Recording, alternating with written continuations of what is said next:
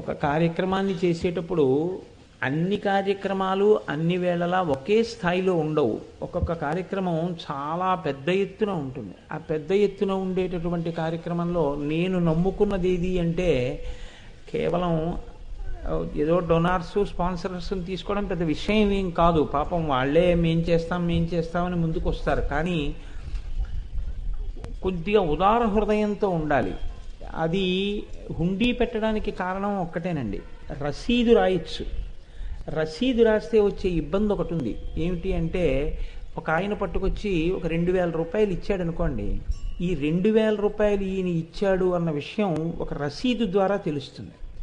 ఒక ఆయన 10,000 ఇచ్చాడు అనుకోండి, ఈయన 10,000 ఇచ్చాడు అన్న విషయం తెలుస్తుంది.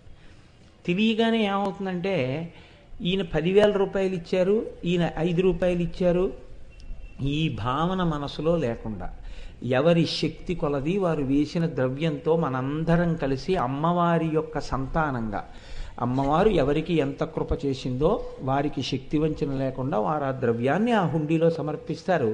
మనందరం ఆ జగన్మాత బిడ్డలుగా ఎవరు ఎక్కువ ఇచ్చారో ఎవరు తక్కువ ఇచ్చారో ఎవ్వరికీ తెలియక్కర్లేదు. అందరం కలిసి అమ్మవారిని సేవించుకోవడం భక్తి తాత్పర్యం. భక్తితో సేవించడానికి అందరి దగ్గర ఒకేలా ద్రవ్యం ఉండాలని ఏం లేదు కదా.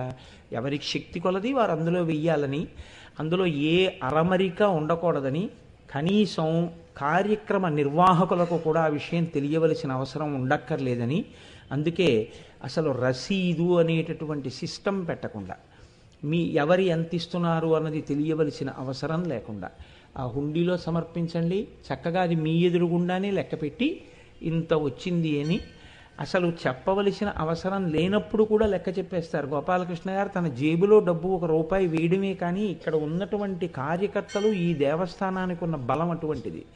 అందుకే నేను ఇక్కడ కార్యక్రమం చేయడం అంటే నాకు అంత ఇష్టం. అందుకే ప్రాణం పెట్టి చేస్తారు ఒక పని చేయడం అంటే, తప్ప ఏదో చేద్దామని చేయరు. అంత భక్తి భావన అందరికీ.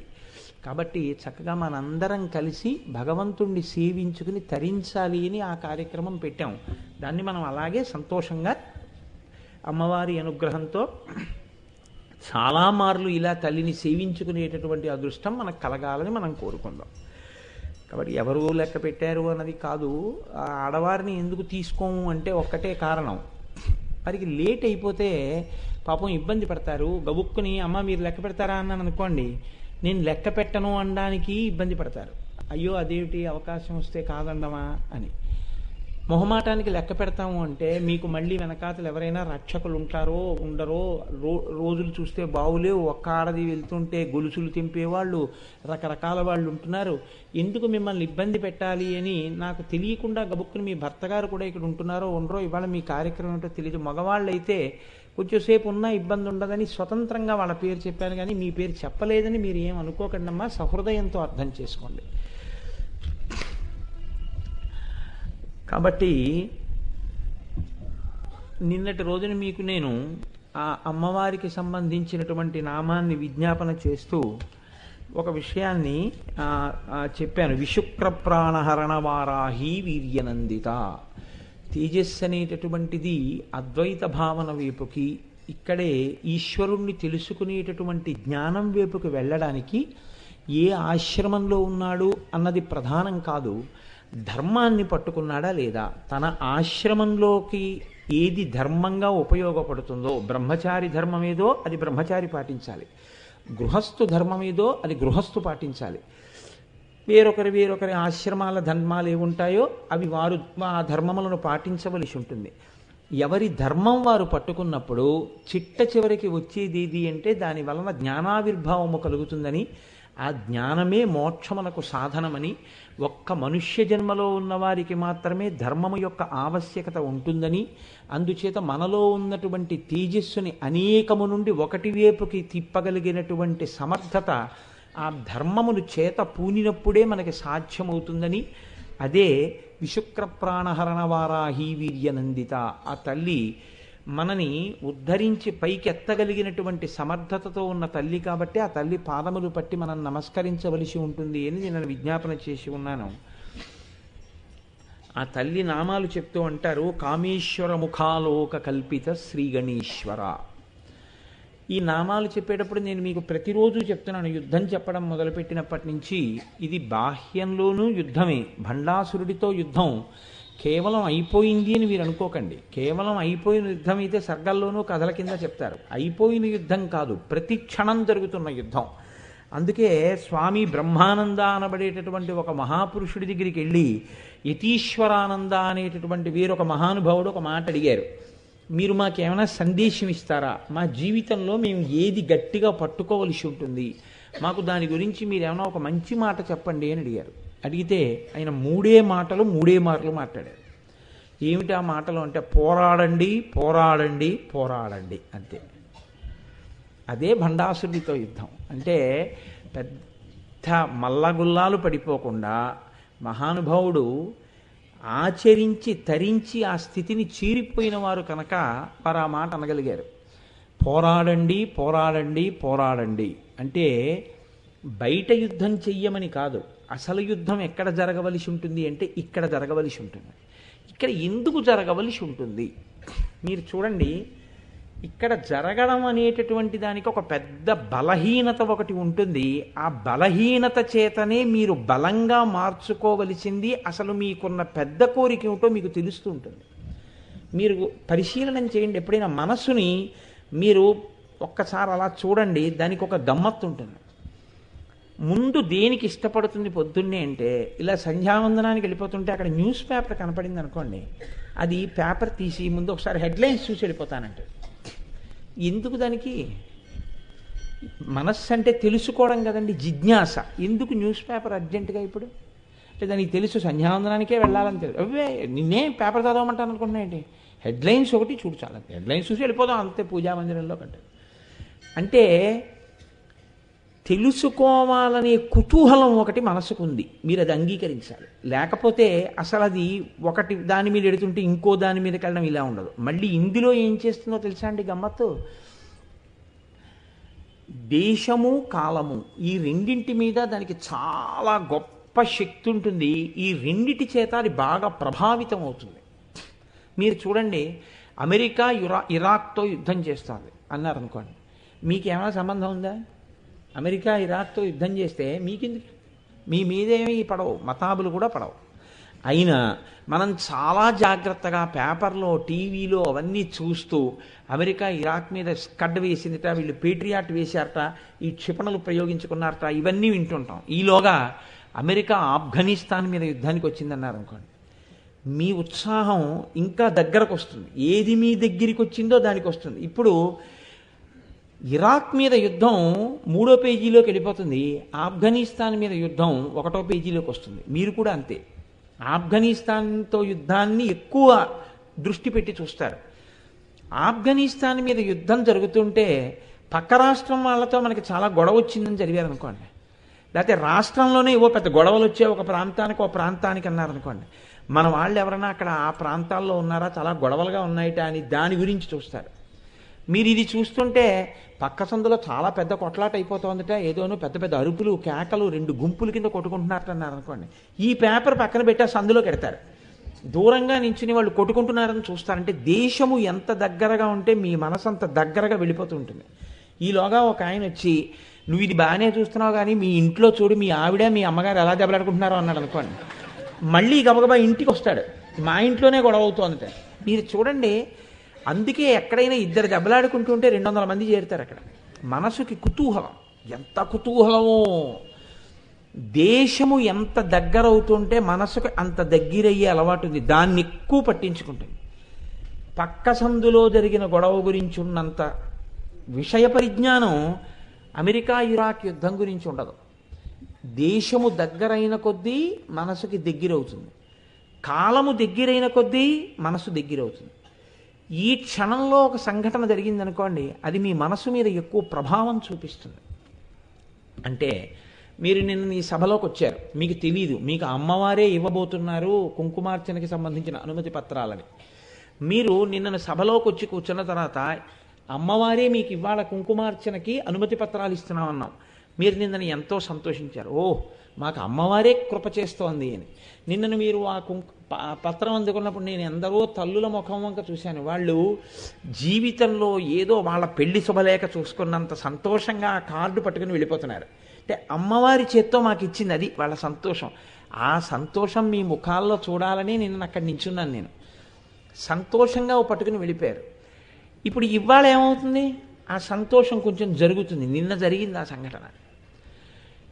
తర్వాత కుంకుమార్చన వచ్చే రోజు వస్తుంది. ఆ రోజున అత్యద్భుతంగా జరుగుతుంది. కుంకుమార్చన మనసును పట్టుకుంటుంది. ఈ జరిగింది కొంచెం దూరం జరుగుతుంది. వచ్చే ఏడాది మళ్ళీ ఏదో మహాభారతం చెప్తున్నాను అనుకోండి, ఉదాహరణకి చెప్తుంటే మళ్ళీ అప్పుడేదో పూజ, దాని మీద మనసు లగ్నం అయిపోతుంది. అలా ఇవాళ ఉన్న ఉద్విగ్నత ఒక ఏడాది తర్వాత ఉండదు. అలా ఉండిపోయింది అనుకోండి ఆ ఉద్విగ్నత, అసలు మనిషి బతకలేడు. మా అమ్మగారు శరీరం విడిచిపెట్టేసిన రోజున నేను పొందినటువంటి దుఃఖం నా ఎందు అలా ఉండిపోయింది అనుకోండి, నేను ఇలా బతకలేను. కాలములో దూరం అవుతున్న కొద్దీ సంఘటన మనస్సు దాన్ని వదిలిపెడుతూ ఉంటుంది. కాలములో ఏది దగ్గరగా జరుగుతోందో దాన్ని పట్టుకుంటూ ఉంటుంది, పట్టుకుంటూ ఉంటుంది, వదులుతూ ఉంటుంది, పట్టుకుంటూ ఉంటుంది, వదులుతూ ఉంటుంది. ఇప్పుడు బాగా పట్టుకోండి. మీరు మనసును పట్టుకోండి. మనసు ఏం పట్టుకుంటోందని పట్టుకున్నారు మీరు? దేశము యందు కాలము యందు మీకు దగ్గరగా జరుగుతున్న దాన్ని అది పట్టుకుంటుంది. దేశములో దూరంగా కాలంలో దూరంగా అవుతున్న దాన్ని వదులుతూ ఉంటుంది. అవునా కదా? ఇది మనసుకున్న లక్షణం. ఎందుకో తెలుసా అండి దానికి ఆ లక్షణం వచ్చింది? మీరు చాలా జాగ్రత్తగా పట్టుకోగలిగితే అసలు మనసుకి కోరిక ఏమిటంటే తాను ఎవరికి బాగా దగ్గర ఉండి ప్రకాశిస్తున్నాను అది తెలుసుకోవాలని దాని కోరిక. చాలా జాగ్రత్తగా వెళ్ళండి మీరు. అసలు ఆ మనసు తెలుసుకోవడం అనేటటువంటి ప్రజ్ఞ మనసుకి ఎక్కడి నుంచి వచ్చిందండి? ఆత్మ యొక్క ప్రకాశం మనసు మీద పడింది. ఆత్మ యొక్క ప్రకాశం పడితే మనసు తెలుసుకుంటోంది. ఆ ఆత్మకి దగ్గరగా మనసు లేకపోతే మనసు పట్టుకోలేదు. ఇప్పుడు దాని కోరికల్లా ఏమిటంటే తను బాగా ఎవరికి దగ్గరుందో పట్టుకుందామని దాని కోరిక. కానీ మీరు ఆ అవకాశం దానికి ఇవ్వరు. ఎందుకు ఇవ్వరంటే అది పట్టుకోవడానికి కొంచెం కళ్ళు మూసుకుని వెనక్కి వెళ్ళాలి. దాన్ని వెనక్కి జరగనివ్వరు, ముందుకే జరగమంటారు. ఎంతసేపు బయటికి చూడు, బయటికి చూడు, బయట విను, బయట ముట్టుకో, బయట తిను, ఇదే తిప్పుతూ ఉంటారు. దానికి కోరికేది అంటే నేను ఎవరికి దగ్గరగా ఉండి ప్రకాశిస్తున్నాను ఇది చూడాలని దాని కోరిక. అది చూసే అవకాశం మీరు ఇవ్వకపోవడమే విఘ్నము. అక్కడ కాదండి, యుద్ధంలో విఘ్నం కాదండి. అందుకని పోరాడు పోరాడు పోరాడు.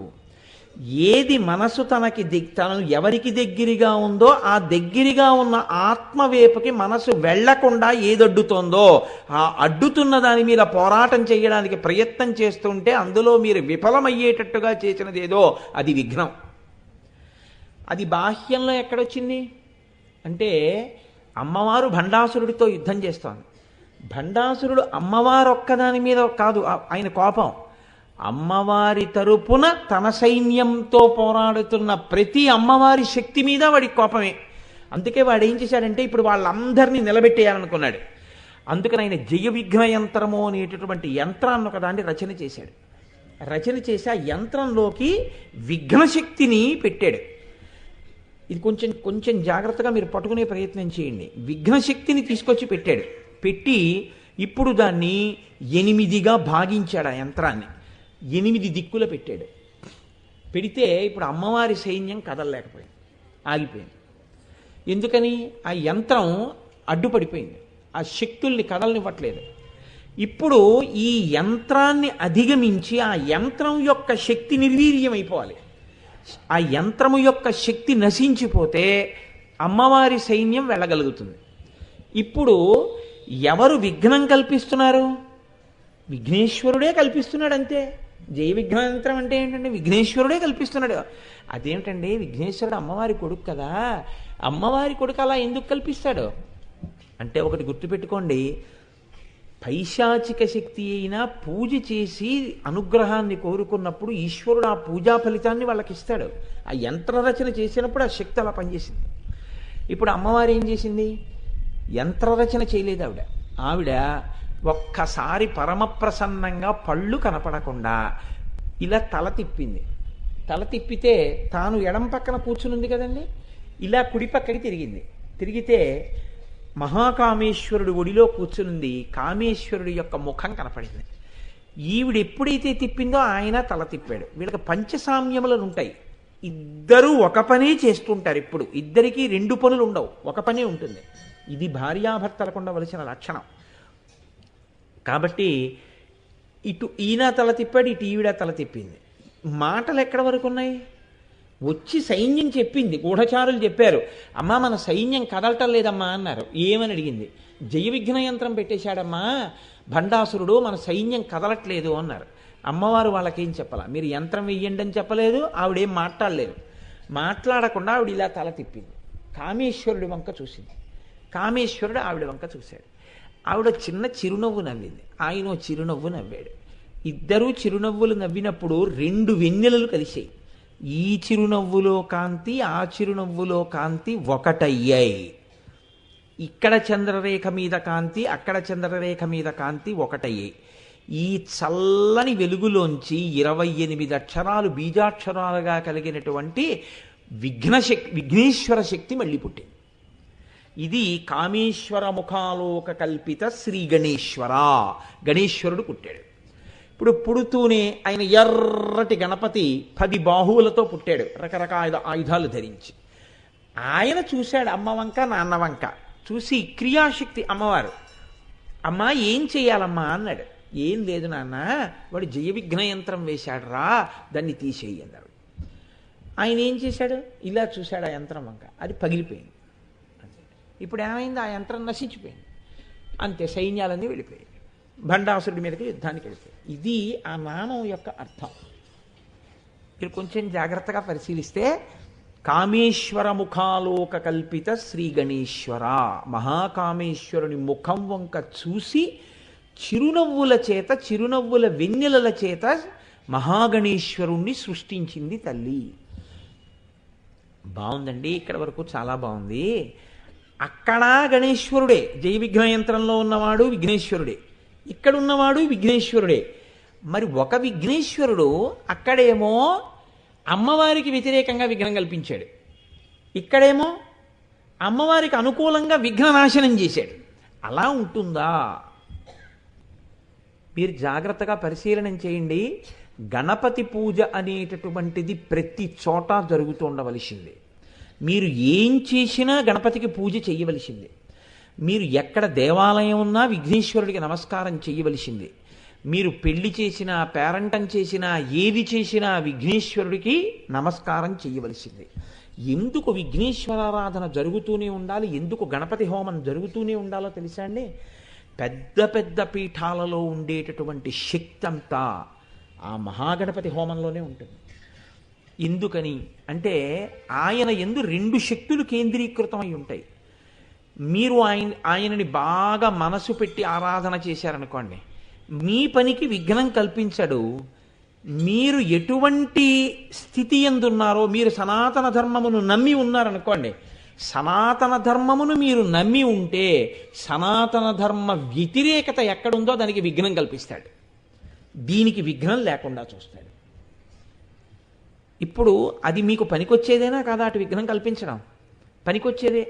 ముందువాడు ఆరాధన చేసి అమ్మవారికి విఘ్నం కల్పించే ప్రయత్నం చేశాడు. అమ్మవారు 28 బీజాక్షరాలు ఉన్నటువంటి గణపతి సృష్టి చేసింది, ఈయనే ఆ విఘ్న యంత్రాన్ని పగలగొట్టాడు. ఇప్పుడు ఏమైంది? విఘ్నేశ్వరుడి యొక్క అనుగ్రహం ఎక్కడ లేదో అక్కడ ఆ కార్యము జరగదు. అందుకే విఘ్నేశ్వరుడు విఘ్నేశ్వరుడు అని మనం ఒక మాట అంటుంటాం.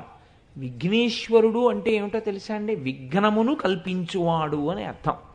విఘ్నమును ఎలా కల్పిస్తాడు అంటే 3 రకాలుగా కల్పిస్తాడు అని చెప్పింది శాస్త్రం. విఘ్నము అంటే కార్యహంతి, కార్యము చెడిపోతుంది, అసలు జరగదు, అన్నీ ఏర్పాటవుతాయి. ఇక కూర్చోవడమే, మొదలు పెట్టడమే. శుభలేఖ వేసేశాడు, ఉభయపక్షాలు వచ్చేసాయి, అందరూ వచ్చేశారు, ఎంతో సంతోషంగా ఇంకా తెల్లవారితే పెళ్లిపీటల మీద కూర్చోవాలి. 11 రోజుల అశౌచం ఇంట్లో ఎవడు శరీరం విడిచిపెడితే వస్తుందో అటువంటి మూల కూర్చున్న ముసలాయన ఒకటి రాత్రి పడుకుని పెళ్లివారింట్లోనే గుటుక్కుమన్నాడు. ఏమైంది? పెళ్ళి కార్యహంతి. ఆ ముహూర్తం లేదు, ఆ శుభలేఖలు లేవు, అక్కడ ఇంకా కార్యం జరగదు. అంటే విఘ్నేశ్వరుడి యొక్క అనుగ్రహము లేదు, విఘ్నం వస్తుంది, కార్యము పోయింది, అక్కడ ఆగిపోయింది అంతే. రెండో విఘ్నం ఎలా వస్తుందో తెలుసా అండి? దాని యందు ఆ జరుగుతున్నటువంటి కార్యక్రమమునందు కొనసాగింపునందు అంతరాయము, అంతరాయము విఘ్నము, జ్ఞాపకం పెట్టుకోండి. అందుకే ఏ కారణము చేతనైనను ఆట ఆగిన ఎడల మీ డబ్బు వాపస్ ఇవ్వబడదు అంటే అంతరాయాన్ని ఊహిస్తున్నాడు అనమాట వాడు. అంటే ఒక కార్యక్రమం ప్రారంభం అయిపోయింది, కార్యక్రమం జరిగిపోతోంది, కార్యక్రమం జరిగిపోతుండగా కొంతసేపు ఏమైపోయిందంటే ఆ కార్యక్రమం ఆగిపోయింది. ఆగిపోయి కొంతసేపు అయోమయం వచ్చేసింది, ఆ కార్యక్రమం నడవలేదు. మళ్ళీ అప్పుడు ఏం చేశారంటే అయ్యి బాబోయ్ ఏమిటి ఇలా జరుగుతోందని ఓ గణపతికి నమస్కారాలు ఎట్టి మొక్కులు మొక్కారు అంతే. మళ్ళీ ఆ కార్యక్రమం కొనసాగింది. ఇలా మధ్యలో కానీ ఆగిందనుకోండి అంతరాయము అంటారు. అంతరాయము కూడా విఘ్నమే, మనసు పాడైపోతుంది. అరే ఇలా జరగలేదేమి. మీకు నేను ఒక ఉదాహరణ చెప్తానండి, మీరు ఆశ్చర్యపోతారు చెప్తే. ఓసారి ఓ చోట పెళ్ళవుతోంది, పెళ్ళవుతుంటే మధుపర్కాలు అని పట్టుకొస్తారు. ఈ మధుపర్కాల గురించి పెళ్ళి అనేటప్పటికీ వాళ్ళిద్దరూ ఎంత వైభవోపేతంగా జీవించాలన్న దాని మీద మీరు ఆలోచించాలి. ఇప్పుడు ఎందుకో తెలుసా అండి, మీరు వైదికంగా వివాహం చేస్తే మీరు ఊహించలేని స్థితికి వాళ్ళు వెళ్ళిపోతారండి. వాళ్ళ యందు ఈశ్వరానుగ్రహం కలిగిందనుకోండి, ఆ జంట స్థాయికి వెళ్ళిపోతుంది అంతే. ఇది మానేసి వీడికి జరీ పంచెట్టారా, వీళ్ళకి 500 చీరెట్టారా, వీళ్ళకి 300 చీరెట్టారా, మీకు 300 రూపాయలు చీరెట్టడానికి వాళ్ళిద్దరూ సంతోషంగా ఉండడానికి ఏమిటండి సంబంధం? ఏమిటి సంబంధం? వివాహమునందు గౌరవింపబడవలసినది ఇది, పెద్దరికం అంతే. ఋషులు నిర్ణయం చేశారు దేనికి పెద్దరికం అంటే జ్ఞానమునకే పెద్దరికం అంతే, వయస్సుకు పెద్దరికం లేదని చెప్పారు. కాబట్టి ఇది మానేసి దేని గురించో తగులు ఆడుకుంటున్నారు మగపెళ్లివారు ఆడపిల్లివారు. చాలా మంచివాళ్లే కానీ ఉంటారు మధ్యలో ఎవరో శక్తులు, విఘ్నశక్తి లేచింది, వాళ్ళకి వీళ్ళకి ఏదో గొడవ వచ్చింది. గొడవ వచ్చేటప్పటికి ఈ పురోహితుడు పాపం ఆయన మంగళసూత్రాలని పూజ చేయించడం కోసమని ఆ సూత్రాలు ఎక్కించాడు, ఎక్కించి సిద్ధం చేశాడు. వాళ్ళు వచ్చి తేరగా దొరికేవాడు ఎవరంటే బ్రహ్మగారే. ఏమయ్యా ఇలా ఉండొచ్చా, ఇలా ఉండొచ్చా, మా బ్రహ్మగారు ఇలా చెప్పారు, మా బ్రహ్మగారు ఇలా చెప్పారు అనేటప్పటికి ఈయన ఈ కంగారులో ఏం చేశాడంటే ఉండండి చెప్తానని చెప్పి వీళ్ళిద్దరూ మాట్లాడుకోవాలి కదా. ఏదో ఇద్దరు ఎంపైర్లకి అనుమానం వస్తే ఇద్దరు పక్కకెళ్ళి మాట్లాడుకుని రీప్లే అడిగినట్టుగా ఇద్దరు బ్రహ్మగారులు పక్కకెళ్ళి మాట్లాడుకుంటున్నారు. అయిపోయింది. అయిపోయిన తర్వాత వచ్చారు, అమ్మ ఇలా తగువ పడకండి, మధుపర్కాలేనమ్మా, కావాలంటే ఆ తర్వాత మీకు మళ్ళీ ఏవో అంచు పెడతారు, బట్టలు పెడతారు, ఇవి మధుపర్కాలేనమ్మా, కట్టుకోవచ్చు అని చెప్పారు, నిర్ధారణ చేశారు. అయిపోయింది, చక్కగా అయిపోయింది. అయిపోయిన తర్వాత మంగళసూత్రధారణ కార్యక్రమం వచ్చింది. కొబ్బరి బొండ ఉంది. ఈ గొడవ, వాళ్ళు వేదిక మీదకి వచ్చేసారు, వీళ్ళు వేదిక మీదకి వచ్చేసారు, ఇదేంటి పెద్ద చర్చ. ఇంతలో అటువైపు నుంచి వచ్చి ఎవడికి తోచింది వాడు చెప్పేస్తాడు. అలాంటప్పుడు ఇక ఎవడికి తోచిన శాస్త్రం, ఎవడికి తోచిన ప్రమాణం వాడిది. అసలు శాస్త్రం తెలిసిన వాడు ఎక్కడ ఉంటాడు. అయిపోయిందంతా వెళ్ళిపోయారు. అయిపోయిన తర్వాత మంగళసూత్రధారణ. ఏది కొబ్బరి బొండం మీద మంగళసూత్రం లేదు. అయిపోయింది. ఈ లోపల వేదిక మీదకి బోల్డ్ అంతమంది వచ్చారు, కిందకి దిగారు. ఎవడన్నా పట్టుకుపోయాడో, ఎవరన్నా పట్టుకుపోయారా అని అడిగితే పెళ్లి వారిలో అదో గొడవ. ఏమైపోతుంది? అయిపోయింది పెళ్ళి. మళ్ళీ ఇగో నేను ముందు నుంచి చెప్పాను, అదేంటి ఆ మధుపర్కాల దగ్గరే వచ్చింది గొడవ, అక్కడి నుంచి ఇలా అయిపోయిందని చెప్పేసి ఏమిటో ఇలా అయిపోయింది, ఏమిటో ఇలా అయిపోయింది, ఇలా జరగకూడదు అని ఇలా బొగ్గలు నొక్కేసుకుని అల్లరి మొదలెట్టాడు. ఏమైంది అంటే అంతరాయము. జీలకర్ర బెల్లం అయిపోయింది, కన్యాదానం అయిపోయింది, జరగవలసింది సూత్రధారణ ఒకటే, సుముహూర్తం అయిపోయింది, ఇంకా అమ్మాయి వాళ్ళ అమ్మాయే. అయినా అనుమానాలు, కొంచెం మనస్సుల్లో తేడాపాడాలు వచ్చేసాయి. ఏంటిలా అయింది, ఏంటిలా అయింది. పెళ్ళి ఆగింది కాసేపు, ఒక అరగంట. ఏం కంగారు పడకండమ్మా, జరుగుతుంది. ఈలోగా పాప పెళ్లి కూతురు తల్లి గుడ్ల నీరు కుక్కేసుకుని ఏడిచేసి కింద పడి దొల్లేసి ఎందుకు ఇలా జరిగింది, ఎందుకు ఇలా విఘ్నం వచ్చిందని విఘ్నేశ్వరుడు మ్రోలకి వెళ్ళి ఆవిడ చాలా నిశ్చయాత్మక బుద్ధితో ఏడిచింది. ఆవిడ, ఈశ్వర ఏమిటి ఈ విఘ్నం, ఏమైపోయింది? మంగళసూత్రం పసుపు కొమ్ము పెట్టి కట్టించేస్తాం కానీ మంగళసూత్రం కనపట్టలేదు. ఇంతలో పురోహితుడు అన్నాడు, అమ్మ మీరు దెబ్బలాడుకోవడంలో సూత్రం గబుక్కుని బొడ్డులో దోపుకున్నాను, ఇదిగో ఇక్కడే ఉందన్నాడు అని తీసి ఇచ్చేశాడు. అంతే, ఇదిగో ఇప్పుడు మీరు ఎలా నవ్వారో అలాగే నవ్వారు సభలో అందరూ. అయిపోయింది మంగళసూత్ర ధారణ. మంగళసూత్రం లేదా? అక్కడే ఉంది. కట్టించే ఆయన లేడా? అక్కడే ఉన్నాడు. ఎవరు కట్టించాలో ఎవరు పూజ చేయించాలో ఆయన దగ్గరే ఉంది ఆ మంగళసూత్రం. కట్టేవాడు లేడా? ఉన్నాడు. కట్టించుకోవలసిన వాడు లేదా? అక్కడే ఉంది. మరి ఎందుకు ఆగింది? ఇంతమందికి ఆయన బొడ్డులో మంగళసూత్రాలు ఉన్నాయన్న విషయం ఎవడో చూడలేదు. అంతరాయము, అంతరాయ రూపమునందు విఘ్నం వస్తుంది. అది కూడా విఘ్నమే. అది విఘ్నేశ్వరుడి యొక్క అనుగ్రహం లోపిస్తే కార్యము యొక్క విలంబనం అలా జరుగుతుంది. 3, ఇంకొక రకమైనది ఉంటుంది, ప్రతికూలమైన ఆలోచన. ఆలోచన ఎలా వస్తుందో తెలుసా అండి? చిత్ర విచిత్రంగా ఒక విషయానికి ఇంకో విషయం ఆలోచన చేస్తాడు. ఏదో చాలా తెలుసున్నవాడే, బాగా తెలిసి ఇలా చెయ్యాలని, కానీ ఎంత విచిత్రంగా ఉంటుందంటే ఇలా చేయడం కన్నా ఇలా చేస్తే బాగుంటుంది అనుకుంటాడు. చక్కగా రోజు ఇలా వెళ్ళిపోతాడు ఈ దారెంబట. ఏం బుద్ధి పుట్టిందో ఇలా వెడతానని ఇలా వెళ్ళాడు. ఆ రోడ్డు మధ్యలో ఉన్నటువంటి ఒక పలక తొలగించారు. ఆ గోతులోకి వెళ్ళి పడ్డాడు. ఎందుకు వెళ్ళాడు? ఆయన అసలు వెళ్ళాడు. అటు వెళ్ళవలసిన అవసరం ఆయనకి ఏం లేదు. ఏదో ఇలా వెడదాం అనిపించింది. ఎందుకు ఇలా వెళ్ళడం? అనవసరం కదా, మనకెందుకు, మనం ఇలా కదా వెడతాం, ఇలా వెళ్ళిపోదాం అనుకుంటే అయిపోయేది. వెళ్ళవలసినటువంటి ఆనుకూల్యతకు ప్రతికూలతతో కూడిన ఆలోచననిస్తాడు. ఇస్తే ఏమవుతుందంటే కార్యము నశిస్తుంది. వెళ్ళలేకపోతే పడిపోయాడు, వెనక్కి వచ్చాడు. ఈ 3 విఘ్న రూపములై ఉంటాయని చెప్పింది శాస్త్రం. ఈ 3 విఘ్నములే.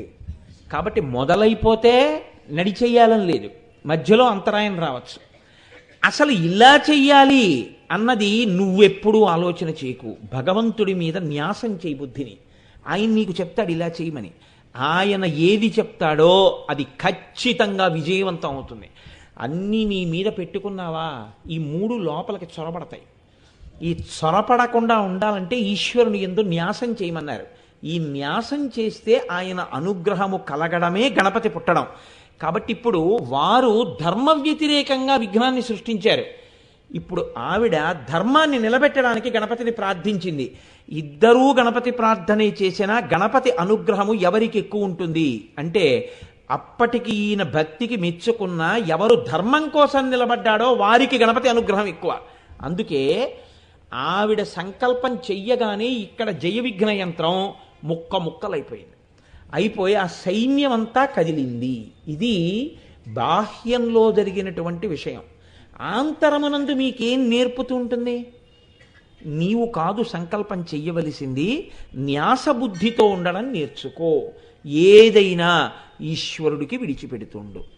ఈశ్వర మీరు నిర్ణయం చెయ్యండి. మీరు అలా అడగండి, ఏదో ఒక రూపంలో ఈశ్వరుడు చెప్తాడు. ఇలా చెయ్యొచ్చా చేయకూడదా?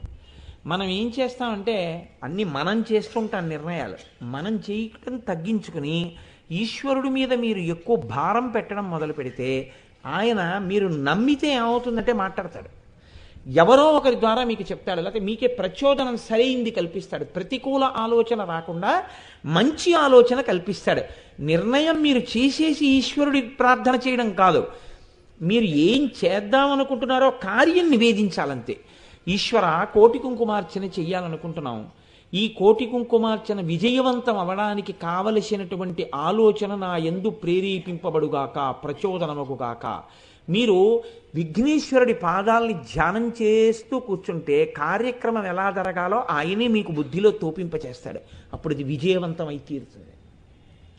ప్రతికూలతను, అంతరాయమును, విఘ్నమును తొలగించగలిగిన శక్తిని కటాక్షిస్తాడు. తను ఎక్కడెక్కడ అటువంటి ఉంటాయో వాటిని తొలగించి నిర్ణయం చేసి బుద్ధిలో ప్రచోదనం చేస్తాడు. ఇది నీ జీవితంలో నేర్చుకో. మొట్టమొదటి ఉపదేశం అది. 2, అసలు పెద్ద ఉపదేశం ఎక్కడుందో తెలుసా అండి? విఘ్నం అనగా ఏమి? 3 రకాలని చెప్పాను కదండి ఇప్పుడేను. అసలు జీవితంలో కళ్యాణం అన్న మాట ఏమి? నేను పెళ్లి చేసుకున్నాను అనుకోండి, ఈశ్వరీ కోటేశ్వరుల కళ్యాణ మహోత్సవ ఆహ్వాన శుభపత్రిక అనరు, వివాహ మహోత్సవ ఆహ్వాన శుభపత్రిక అంటారు. ఇది వివాహం. ఈశ్వరుడికి చేస్తే కళ్యాణం. మరి ఈశ్వరుడికి ఎందుకంటే ప్రతిరోజు కళ్యాణం? వెంకటేశ్వర స్వామి వారికి నిత్య కళ్యాణం. రోజు పెళ్లి చేసుకోవాలంటే ఆయన నీ చేసుకుంటే తప్ప మా ఆవిడ్నే, కొన్ని మా ఆవిడ్నే, నాకేం అలాంటి పిచ్చ కోరికలు లేవు కూడా, మా ఆవిడ్నే చేసుకుంటాను. అది పిచ్చా వెర్రే, కానుకల కోసం చేసుకుంటున్నావా, మేమేం రావాలా నువ్వు చేసుకున్నా అంటారు. మరి వెంకటేశ్వర స్వామి వారు చేసుకుంటే టికెట్లు కట్టి 3 నెలల ముందు నుంచి 6 నెలల ముందు నుంచి వెళ్ళి కూర్చుని చేసి వస్తున్నారు మీరు. ఏమి ఎందుకు కళ్యాణం ఆయనకి? ఆయనది వివాహం అనకూడదండి, పద్మావతి శ్రీనివాసుల వివాహం అనకూడదా? అదేగా మీరు చేస్తున్నది మంగళసూత్ర ధారణ చేస్తున్నారు, జీలకర్ర బెల్లం పెట్టిస్తున్నారు, అదే కదా మీరు చేస్తున్నది. ఇంతకన్నా ఏమైనా చేస్తున్నారా కాత్యాయని గారు మీరు కళ్యాణం అంటే? చెప్పండి అమ్మా, మీరు ధర్మకర్త కదా వెంకటేశ్వర స్వామి గుడికి, ఏమైనా చేస్తారా కళ్యాణం అంటే? ఏం మరి వివాహం అని ఎందుకనరు మీరు? ఏమమ్మా ఎందుకనరు అంటే కళ్యాణం అనగా జీవబ్రహ్మైక్య సిద్ధి. అందుకే కళ్యాణాన్ని ఆడదాని వైపు నుంచి చెప్తారు. శివ కళ్యాణం అనరు, పార్వతీ కళ్యాణం అంటారు. లేకపోతే వెంకటేశ్వర కళ్యాణం అనరు, పద్మావతి కళ్యాణం అంటారు. స్త్రీ వైపు నుంచి పురుషుడికి చెప్తారు. స్త్రీ వైపు నుంచి పురుషుడికి ఎందుకు చెప్తారు అంటే జీవుడు బ్రహ్మము రెండు కాదు ఒక్కటని తెలుసుకోవడం కళ్యాణం. ఇది మీరు ఎంత చేస్తూ ఉంటే జీవబ్రహ్మైక్య సిద్ధి కళ్యాణము. గొప్ప మంగళం అదే. జీవుడు అన్నవాడు జీవుడు కాడురా, జీవుడు అన్నవాడు బ్రహ్మమేనరా అని తెలుసుకోవడమే కళ్యాణం. ఈ కళ్యాణానికే విఘ్నాలన్నీ వస్తున్నాయి. అదే తెలియట్లేదు జీవితంలో. ఎందుకు తెలియట్లేదో తెలుసా అండి? ఎందుకు తెలియట్లేదు అంటే మనస్సు దగ్గరిది తెలుసుకోవాలని ఉబలాట పడుతోంది జీవుడు. జీవుడు బ్రహ్మము రెండు కాదని తెలుసుకునే వైపుకి అడుగులు వెయ్యాలని మనసు కుతూహలం. మీరు ఆ కుతూహలాన్ని ఎక్కడి వరకు ఆపుతున్నారంటే రజోగుణ తమోగుణ భూయిష్టమైన విషయముల వరకే ఆపేస్తారు. పక్క సందులో ఎవరు కొట్టుకున్నారు, ఇంట్లో ఎవరు కొట్టుకున్నారు, ఏం జరుగుతోంది, ఇవి తెలుసుకోవడంలో దేశకాలములకు దగ్గరగా వెడుతుంటారు తప్ప అసలు మనసు దేనికి దగ్గరగా ఉన్నానన్న విషయాన్ని తెలుసుకోవడానికి ఈ దగ్గరతనం గురించి అన్వేషిస్తూ ఉంటుంది ఎప్పుడు అని. దగ్గరగా ఉన్న ఆత్మవేపకి మనసుని తిప్పడం కుదరడం లేదు. ఎందుకు కుదరడం లేదు? విఘ్నం వస్తోంది. అలా మీరు చూడకుండా అడ్డం వచ్చేస్తోంది విఘ్నం. అలా అడ్డం వచ్చేటటువంటిది కానీ లేకపోతే మీకేమవుతుంది? పుర్యష్టకాధిపత్యం వచ్చేస్తుంది అన్నారు. అంటే ఏమిటో తెలుసా అండి? అదే విఘ్నేశ్వరుడు పుట్టడం అంటే. అమ్మవారు అయ్యవారి వంక చూస్తే గణపతి పుట్టడము అంటే అది దాని అర్థం. పుర్యష్టకాధిపత్యము అంటే ఒక రాజుగారు ఉన్నారు, ఆయనకి పెద్ద సామ్రాజ్యం ఉంది. ఆ రాజ్యాన్ని 8 రాష్ట్రాలుగా విభాగం చేశాడు. ఇప్పుడు ఆయన ఒక రాజ్యానికి రాజు. ఆ రాజ్యం ఎన్ని రాష్ట్రాలుగా ఉంది? 8 రాష్ట్రాలుగా ఉంది. ఇప్పుడు రాజు వలన 8 రాష్ట్రములు పరిపాలింపబడతాయా? 8 రాష్ట్రములు కలిసి ఒక రాజ్యము, రాజ్యమునందు రాష్ట్రములు అంతర్భాగము కదండి. రాజ్యమునందు రాష్ట్రములు అంతర్భాగంగా ఉన్నాయి. ఈ 8 రాష్ట్రములు కలిస్తే ఒక రాజ్యం అయ్యాయి. ఈ రాజ్యము ఎవరి చేత పరిపాలింపబడుతోంది? రాజు చేత పరిపాలింపబడుతోంది. రాజుని ఈ 8 రాష్ట్రాలు కలిసి రాజ్యం పరిపాలిస్తోందా ఎప్పుడైనా? కొంచెం జాగ్రత్తగా మీరు పరిశీలన చేయండి.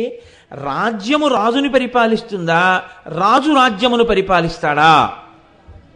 రాజే రాజ్యమును పరిపాలిస్తూ ఉంటాడు. రాజు మారువేషంలో ప్రజల కష్టసుఖాలు తెలుసుకోవడానికి ఒక యాచకుడిగా వెడుతున్నాడు. ఇప్పుడు ఆయన రాజా కాదా? రాజే. యాచకుడిగా ఉన్నాడు కానీ రాజే. అదే సమయంలో మంత్రి కూడా మనం కూడా తెలుసుకుందాం ప్రజల కష్టసుఖాలని ఆయన ఇంకో యాచకుడి వేషం వేసుకుని ఆయన వచ్చాడు. ఇప్పుడు రాజుగారు మంత్రి గారు కలిసి ఒక వీధిలోకే వెళ్ళారు యాచకత్వానికి. వెళ్ళి ప్రజల కష్టసుఖాలు బాగా తెలుస్తాయని ఓ చెట్టు కింద రచ్చబండ దగ్గర ఇద్దరు కూర్చున్నారు. ఆయన కూర్చున్నాడు, ఈయన కూర్చున్నాడు. ముందు యాచకుడి పక్కన యాచకుడు కూర్చుంటే ఓహో ఇద్దరు యాచకులు అనుకున్నారు. మంత్రి గారు ఇలా చూశారు రాజుగారి వంక. ఎక్కడో చూసినట్టు అనిపిస్తోందిరా అనుకున్నాడు. అనుకుని ఈ గడ్డం తీసేస్తే, ఆ మీసం తీసేస్తే, ఆ చింపిరి జుత్తు తీసేసి కిరీటం పెడితే, ఈ బట్టలు తీసి పట్టుబట్టలు కడితే అని ఆలోచించాడు. ఆలోచించి ఆలోచించి ఆలోచించి మనసులో అనుకున్నాడు, ఆ రాజు యాచకుడై ఉన్నాడు, యాచకుడిగా ఉన్నాడు. ఇప్పుడు రాజే యాచకుడిగా ఉన్నాడు, యాచకుడే రాజుగా ఉన్నాడు. రాజు యాచకుడు ఇద్దరు కాడు. రాజుగారు కూడా ఇలా చూస్తున్నాడు ఏమిటని ఇలా చూశాడు. నుదుటి మీద విభూతి రేఖలు పెట్టి, బొట్టు పెట్టి, తలపాగా పెట్టి, పట్టు బట్టలు కట్టి నా పక్కనొచ్చి కూర్చుని రోజు మాట్లాడేటప్పుడు కదిలే కాళ్ళు చేతులే మహామంత్రి ఈయన వచ్చాడు అనుకున్నాడు. ఇవి తీసవి పెడితే మంత్రే యాచకుడిగా ఉన్నాడు. తత్వము అసి అదే ఇదై ఉన్నది. రాజే యాచకుడై ఉన్నాడు. రాజు యాచకుడు ఇద్దరు కారు, ఒక్కడే రెండుగా కనపడుతున్నాడు. కానీ యాచకుడు వేరు రాజు వేరు కాదు. యాచకుడే రాజు, రాజే యాచకుడు. మారువేషం వేశాడు. జీవుడు బ్రహ్మము రెండు కాదు, జీవుడే బ్రహ్మము. తత్వము అసి. తత్వమసి. ఇది ఎందుకు తెలియట్లేదు మరి నిజ జీవితంలో? ఎందుకు అనుభవానికి రావట్లేదు? విఘ్నం వస్తుంది. ఆ 3 రకాల విఘ్నాలు వస్తున్నాయి, అందుకే తెలియట్లేదు నీకు. ఎప్పటికీ తెలియట్లా నువ్వే బ్రహ్మానివి. ఎలా తెలుసుకుంటావు? తెలుసుకుంటే ఒక్కటే గుర్తు, రాజ్యము రాజు కాడు, రాజు మాత్రం రాజ్యాన్ని పాలిస్తాడు. బాగా జ్ఞాపకం పెట్టుకోండి. రాజు రాజ్యమును పరిపాలిస్తాడు, కానీ రాజ్యము ఎప్పుడూ రాజును పరిపాలించలేదు. రాజ్యములో పరిపాలించే సర్వాధికారము రాజు యందు కేంద్రీకృతమైంది, కానీ రాజు మాత్రం రాజ్యమునందు కేంద్రీకృతమై లేడు. అంతఃపురాలు భవనాలు అవన్నీ రాజు కాడు. అలాగే మనకి కూడా 8 రాష్ట్రాలు ఉన్నాయి. అవే జ్ఞానేంద్రియాలు, కర్మేంద్రియాలు, ప్రాణాలు. ప్రాణాలు అని ఎందుకన్నానంటే ప్రధానంగా ప్రాణ అపాన వ్యాన ఉదాన సమానములనేటటువంటి పంచప్రాణాలు, అంతఃకరణ చతుష్టయం, భూత పంచకం, కామము, కర్మ, అజ్ఞానము. ఈ 8 మనకున్నటువంటి రాజ్యంలో రాష్ట్రాలు. ఈ 8ంటిని పట్టుకుని ఎప్పుడు మనం ఏమంటామంటే రాజే రాజ్యం అంటుంటాం. రాజు రాజ్యము కాడు. కానీ మనం ఏమంటామంటే మీరెవరండి అన్నాం అనుకోండి, ఇది నా కన్ను తప్ప కన్ను నేను కాదు, ఇది నా చెయ్యి తప్ప చెయ్యి నేను కాదు, ఇది నా గోరు తప్ప గోరు నేను కాదు. నా చెయ్యి అన్నప్పుడు నేను వేరు, చెయ్యి వేరు. ఇది నా చెయ్యి అన్నప్పుడు నేను వేరుగా ఉన్నాను, దానికి చెందినదై ఉన్నది చెయ్యి, నా చేత ధరింపబడుతోంది. నా చొక్కా అన్నప్పుడు నా చేత ఈ చొక్కా ధరింపబడింది, ఈ చొక్కా విప్పేసినా నేను లేకుండా మాత్రం పోను. ఈ లాల్చీ విప్పేశాను అనుకోండి ఇంటికి వెళ్ళి, నేనే. మీరు అకస్మాత్తుగా మా ఇంటికి వచ్చారనుకోండి ఏదో పని మీద, అలా రమ్మని కాదు నా ఉద్దేశ్యం, వచ్చారనుకోండి అప్పుడు నేను లాల్చీ విప్పేసి బనీను కూడా తీసేసి ఒక ఉత్తరీయం వేసుకుని ఏదో మడిపంచ కట్టుకుని పలహారం తినడానికి వెళ్ళిపోతున్నాను. అప్పుడు మీరు తలుపు తీసేటప్పటికి నేనే. కానీ నేను ఒక అంగవస్త్రం కట్టుకుని ఒక ఉత్తరీయం వేసుకుని పలహారం చేయడానికి వెళ్ళిపోతున్నప్పుడు వీడు కోటేశ్వరరావు గారు కాదు అని మీరు వెళ్ళిపోతారా? వెళ్ళిపోరు. ఆ కోటేశ్వరరావే. ఎందుకని? పై వస్త్రము నేను కాదు, నాది నేనెప్పుడూ కాదు. నాది నేనెప్పుడూ కానప్పుడు నా చెయ్యి నేను ఎలా అవుతానండి? నా కళ్ళు నేను ఎలా అవుతాను? నా ఒళ్ళు నేను ఎలా అవుతాను? ఒక్కనాటికి కాను. అంటే నేను వేరే ఉంది లోపల. అది మీరు తెలుసుకుంటే కళ్యాణం. ఆ కళ్యాణం ఒక్కసారి చెయ్యి చాలు. ఒక్కసారి ఆ కళ్యాణం చెయ్యగా చెయ్యగా చెయ్యగా చెయ్యగా అసలు నేనెవరో మీరు పట్టుకోగలిగితే ఆ రోజున మీరు కళ్యాణం చేసినట్టు. నిజంగా ఆ కళ్యాణం పట్టుకోవడానికి బయట కళ్యాణాలు చేస్తున్నారు మీరు. జీవుడు బ్రహ్మమని తెలుసుకొనుట. ఈ ప్రక్రియ ఎందుకు తెలియట్లేదు? ఎందుకు అర్థం కాదు? ఎప్పుడు ఈ చేతులే నేను, ఈ కాళ్ళే నేను, ఈ ముక్కే నేను, దీని బాధలు నా బాధలు అనుకుని ఎందుకు నేను తాదాత్మ్యత పొందేస్తున్నాను? ఈ తాదాత్మ్యత పొందేయడం అసలుది తెలుసుకోకుండా అడ్డుపడ్డం. ఇది విఘ్నం. ఈ విఘ్నం ఎలా పోతుంది అని అడిగారు. ఈ విఘ్నాన్ని పోగొట్టడం అంటే ఉపనిషత్ కావడము అని చెప్పింది. ఉపనిషత్ అంటే ఏమిటో తెలుసా అండి? ఉపనిషత్ అంటే దగ్గరగా కూర్చుండుట. ఎవరికి దగ్గరగా కూర్చుండుట అంటే ఏదో ఏమంటే సినిమా హాల్లో ఈయన ఎవరో పక్కనకు వచ్చాడు సీట్ నెంబర్ ప్రకారం అని చెప్పి ఆయన దగ్గరగా కూర్చుంటే ఉపనిషత్ అవ్వదు. ఉపనిషత్ అంటే గురువుకు సమీపమునందు కూర్చుండుట. అంటే గురువుగారికి బాగా దగ్గరగా కూర్చుంటే గురువుగారు తొడ మీద తొడేసి కూర్చుంటే జ్ఞానం వస్తుంది అనుకోకండి.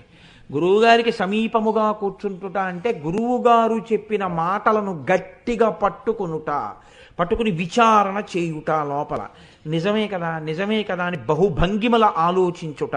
ఈ ఆలోచన చేస్తేనే మీరు అసలు వస్తువు దగ్గరికి వెడతారు తప్ప అసలు వస్తువు దగ్గరికి ఇంకోలా వెళ్ళే అవకాశం లేదు. ఎందుకో తెలుసా అండి? నేను గొప్పగా దూకగలను. అంటే అలా దూకుతుంటావా అనుకోకండి, ఉదాహరణ చెప్పానంతే. ఏదైనా అనాలంటే చాలా భయం. ఎందుకో తెలుసా అండి? కొన్ని సభలో యథాలాపంగా అన్న మాటలు నిజం అనుకుని ఫోన్ చేస్తుంటారు. నాకు అదో పెద్ద ప్రారంభం, అందుకని మళ్ళీ వెంటనే ఖండిస్తుంటాను. నేనేం నిజంగా అలా చేయనంటుంటాను.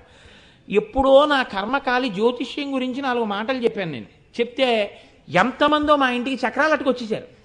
అయ్యి బాబోయ్ నేనే ఇవన్నీ ఏం చూడమ్మా, నా దగ్గరికి రాకండి అంటే అప్పుడు చెప్పారు కదా, కేతు అంటే చెప్పారు కదా, రాహు అంటే చెప్పారు కదా, మీకు ప్రెషర్ ఎక్కువైపోతుందని మీరు మా ఒక్కటి చెప్పండి, మీరు చూశారని మేము ఎవరికి చెప్పాం. అయ్యి బాబోయ్ ఇదేం అల్లరమ్మా అంటే వినరు. అందుకని నేను కాదని చెప్తుంటాను. మళ్ళీ ఎక్కడో ఏదో ఉంటే కోటేశ్వరాన్ని తీసుకురండి దూకుతాడంటారేమో నా భయం.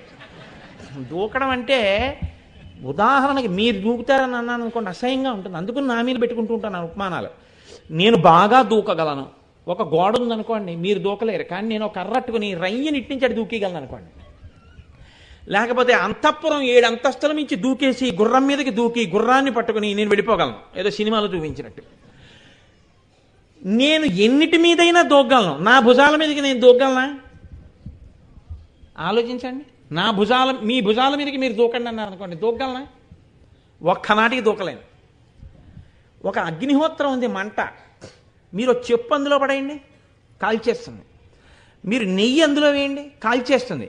కొబ్బరికాయ అందులో వేయండి, కాల్చేస్తుంది. మీరు ఆఖరికి దుర్గాదేవికి హోమం చేస్తూ సప్తశతి చేస్తున్నప్పుడు పచ్చి దానిమ్మ పండు అందులో పడేయండి, కాల్చేస్తుంది. మంటని తీసుకెళ్ళి మంటనే కాల్చేయాలండి, కాలుస్తుందా? మంటని ఎన్నడూ కాల్చలేదు. నీ భుజముల మీద నువ్వు దూకలేవు, నీ మనస్సుతో ఆత్మను చూడలేవు. ఎందుకని?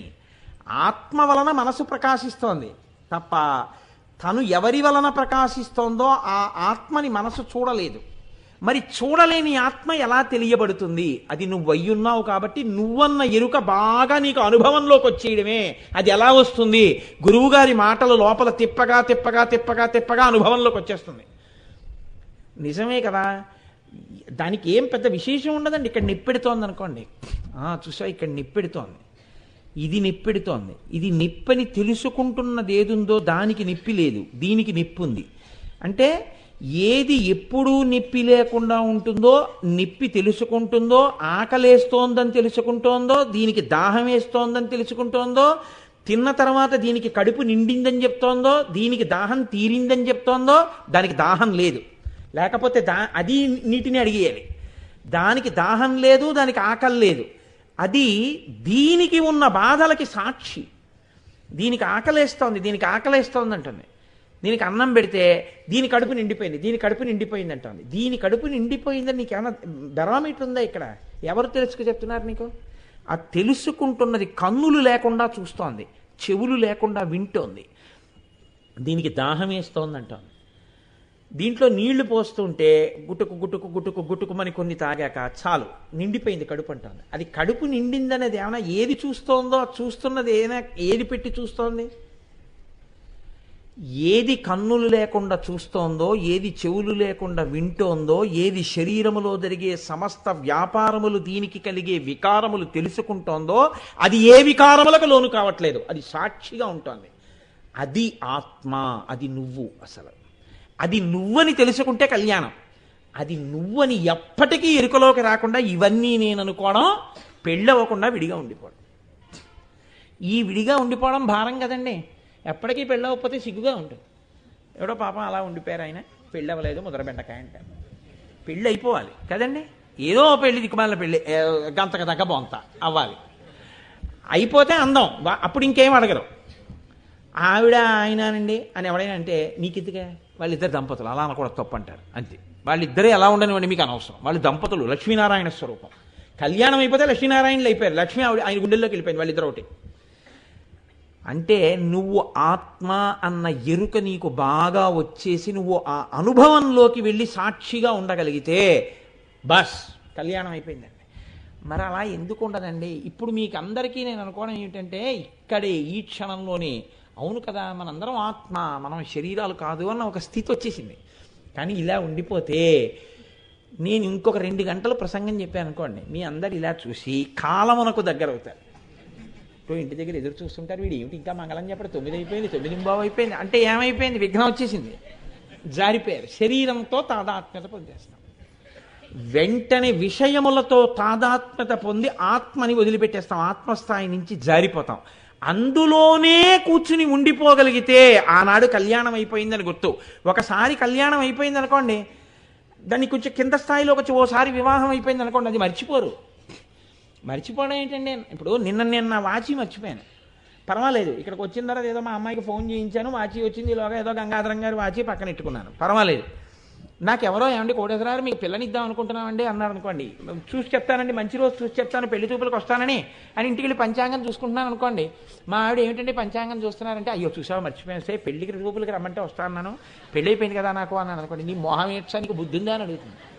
పెళ్ళి అయిపోయిన తర్వాత దానికి గుర్తుండడం మర్చిపోవడం అలా ఏముండదు. పెళ్ళి అయిపోతే ఇంకా గృహస్థు గుర్తుంటుంది అంతే.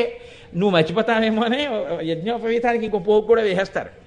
నువ్వు తండ్రి అయిపోయావు, మర్చిపోయానండి నేను తండ్రిని అయ్యానన్న విషయం, అవును పిల్లలు ఉన్నారని మర్చిపోయానంటే ఎప్పుడన్నా తండ్రి అయిపోగానే గుర్తుంటుంది అంతే. ఎవరు తండ్రి అయిపోయారు? తండ్రి అయిపోతే కొత్తగా మార్పు వచ్చేస్తుంది ఏంటి? ఏం రాదు. నీ మనసు ఆ వృత్తిని పొందింది, నేను ఇప్పుడు తండ్రిని, శాశ్వత ముద్ర. అది ఏది పొందట్లేదు? నేనే బ్రహ్మము, ఇది మాత్రం పొందట్లేదు. మిగిలిన అన్ని ముద్రలు పొందుతోంది. నేను బ్రహ్మచారిని, నేను గృహస్థుని, నేను వానప్రస్థుని, నేను తండ్రిని, నేను భర్తని, నేను కొడుకుని, నేను ఉద్యోగిని, అన్నీ పొందుతుంది. నేను ఆత్మను ఒక్కనాటికి వేసుకోదా ముద్ర. ఎంత చెప్పండి, ఎన్ని పుస్తకాలు ఇంట్లో తీసుకొచ్చి పెట్టండి, ఆ ముద్ర మాత్రం పడదు. ఎందుకు పడదు? లేదంతే. విఘ్నం వస్తూనే ఉంది నీకు, పెద్ద విఘ్నం అది జీవితంలో. కళ్యాణం వైపుకి నీ అడుగులు పట్టలేదు. ఆ అడుగులు పడాలంటే ఉపనిషద్ అంటే గురువుకి దగ్గరలో కూర్చో. గురువుకి దగ్గరలో కూర్చుంటే ఏమవుతుంది? బ్రహ్మమునకు దగ్గరగా చేరుతావు. ఏమంటే బ్రహ్మమే అయిపోతుంది దర్శనమని మీరు ఎందుకు అంటలేదు ఆ మాట? నీ ప్రయత్నం కూడా ఉంది అందులో. గురువు గారు ఒక్కరు చెప్తే నీకేం దర్శనం అయిపోతుంది.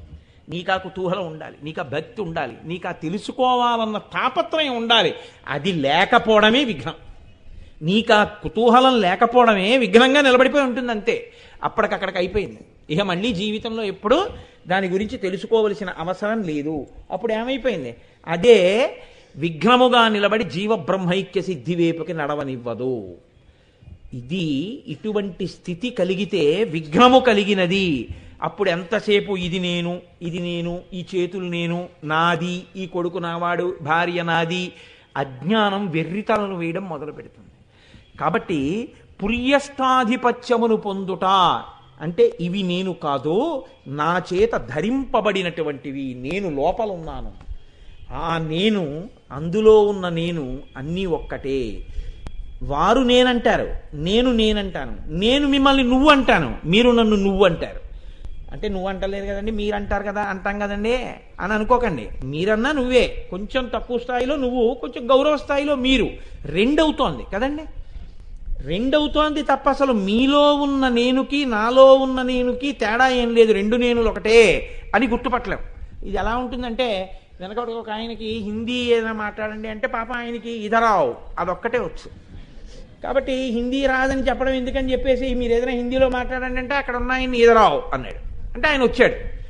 ఇప్పుడు ఆయనకి అది ఒక్కటే వచ్చు, అక్కడికి వెళ్ళిపో అని చెప్పాలి, మళ్ళీ వెళ్ళిపోండి అని చెప్పాలి. మళ్ళీ వెళ్ళిపోండి అనడానికి ఏమంటారో ఆయనకి రాదు. అందుకని ఏం చేశాడు? ఉన్నది ఒక్కటే వచ్చు. ఈయనే లేచి అక్కడికి వెళ్ళి మళ్ళీ ఇదరావు అన్నాడు. ఇప్పుడు మళ్ళీ ఇక్కడికి వచ్చిన ఆయన అక్కడికి వెళ్తాడంతే. అలా మనకేమిటంటే అందులో ఉన్న నేను నువ్వుగా కనపడుతుంది, ఇందులో ఉన్న నేను నేనుగా కనపడుతుంది, ఇందులోంచి నాది పుడుతుంది. అది విచిత్రం. ఎప్పుడైతే భేదం ఉందో ఈ భేదము నాదిగా ఫిలప్ అవుతుంది, పూర్తవుతుంది. అప్పుడు నాది, ఆయనది, మనది ఒక్కనాటికి రాదు. ఇదంతా ఒక్కటే, ఒక్కరిదే అనలేడు. నేనుకి పిల్ల నాది, అజ్ఞానం విస్తరించడం మొదలైపోతుంది. జ్ఞాని దీనికి అతీతమవుతాడు. అంత తేలిక కాదండి. నేను చెప్పానని నేను కూడా ఆ స్థాయికి వెళ్ళిపోయాను అనుకుంటున్నారేమో. నేను కూడా ఆ స్థాయికి వెళ్ళిన వాడిని కాను. ఆ పరాశక్తి అనుగ్రహంతో ఒకనాటికి కాకపోతే ఒకనాటికి, ఈ జన్మకి కాకపోతే ఏ జన్మకైనా తల్లి అనుగ్రహిస్తే మీరు అవగలరు. అందుకే ఉపనిషత్ అని పేరు. ఉపనిషత్ అంటే ఏమిటో తెలుసా అండి? అందుకే బట్టి పేర్లు అంత గమ్మత్తుగా ఉంటాయి. ఇది మొదట చెప్పిన వారు ఎవరో తెలుసా? కేనోపనిషత్ అని, అందులో అమ్మవారే చెప్పింది. అందుకే మీకు ఇంకెక్కడా ఈశ్వరుడే ఉపనిషత్తుల్లో గురువుగా కూర్చుని మాట్లాడ్డావు. అమ్మవారు కేనోపనిషత్తులో మాట్లాడింది. దాని పేరు కేనోపనిషత్ అని ఎందుకు వచ్చిందో తెలుసా అండి? కేనోపాయే నలఘునా అని అడుగుతుంది అమ్మవారు. కేనా అంటే ఏది, ఏది నేను. ఈ విచారణ మీకు దొరకాలంటే అందుకే ఏ ఉపనిషత్తులో దొరకనిది ఎక్కడ దొరుకుతుంది అంటే కేనలో వెతకండి అంటారు. కేనలో వెతకండి అంటే ఎవరు, ఏది, ఏది నిజమైన నేను. ఇందులో నిజమైన నేను తెలిస్తే మీలో ఉన్న నిజమైన నేను, నాలో ఉన్న నేను తేడా లేదు. మీరు తొడుక్కున్నది ఇలాంటి శరీరమే, అందులో ఉన్న నేను నాలో ఉన్న నేను ఒకటే. అప్పుడు ఒకటైపోతుంది. తత్ తమ్ము అసి. నువ్వు నేను ఒకటే. ఇప్పుడు ఈ మహావాక్యం వైపుకి నడవాలి అంటే కేనోపనిషత్ తెలియాలి. కేనోపనిషత్ ఎవరు చెప్పారు? అమ్మవారే చెప్పింది. ఎప్పుడు చెప్పింది? ఇంద్రుడు ఒకసారి దేవతా సైన్యంతో వెళ్ళి రాక్షస సైన్యాన్ని ఓడించి తిరిగి వస్తూ పెద్ద సంతోషంతో విందు చేసుకుంటున్నాడు. ఉత్సవం, అరుస్తున్నారు, కేకలు పెడుతున్నారు, గెంతుతున్నారు, చేస్తున్నారు, కూర్చున్నారు. ఎంత అజ్ఞానం రా వీళ్ళది! వాళ్ళని వీళ్ళు చంపారా? ఇది వీళ్ళ శక్తి. అమ్మవారు ఒక పెద్ద తేజోరూపంగా వెలిసింది. తేజస్సు కంటిని ఆకర్షిస్తుంది. అందుకని ఇప్పుడు ఇంద్రుడు అన్నాడు, అంత తేజస్సు ఉంది ఏమిటి? తేజస్సు అంటే భయం కదా. అగ్ని కూడా తేజస్సు కాబట్టి అగ్నిని పిలిచి నువ్వు వెళ్ళి అడిగిరా అన్నాడు. అగ్నిహోత్రుడు వెళ్ళాడు. అమ్మవారు అడిగింది, ఎవరు నువ్వు అని అడిగింది. కస్త్వం. నేను అగ్నిహోత్రుణ్ణి. ఏం చేస్తావు? కాల్చేస్తా ఏదైనా. ఓహో, ఆ గడ్డి పరక కాల్చు అంది. తన యొక్క ధర్మాన్ని, తన యొక్క శరీరమును ఆ గడ్డి పరక మీద పెట్టాడు. అదేం కాలలేదు, ఏం కాల్చలేదండి ఆవిడ. సిగ్గుపడిపోయి వెళ్ళిపోయాడు. అప్పుడు ఇంద్రుడు వాయువు వంక చూశాడు. వాయువు ప్రభంజనుడు, విరిచేస్తాడు దేన్నైనా. చక్కగా వీస్తే సమీరుడు. కాబట్టి ఇప్పుడు ఆయన వెళ్ళాడు. ఎవరు నువ్వు అంది ఆవిడ. నేను ప్రభంజనుణ్ణి, వాయుదేవుణ్ణి, లోకాన్నంతటినీ నిలబెడతాను. ఓహో, అంత గొప్పవాడివా? ఏదా గడ్డి పరకని విసురు అంది. ప్రభంజనుడై విసిరాడు.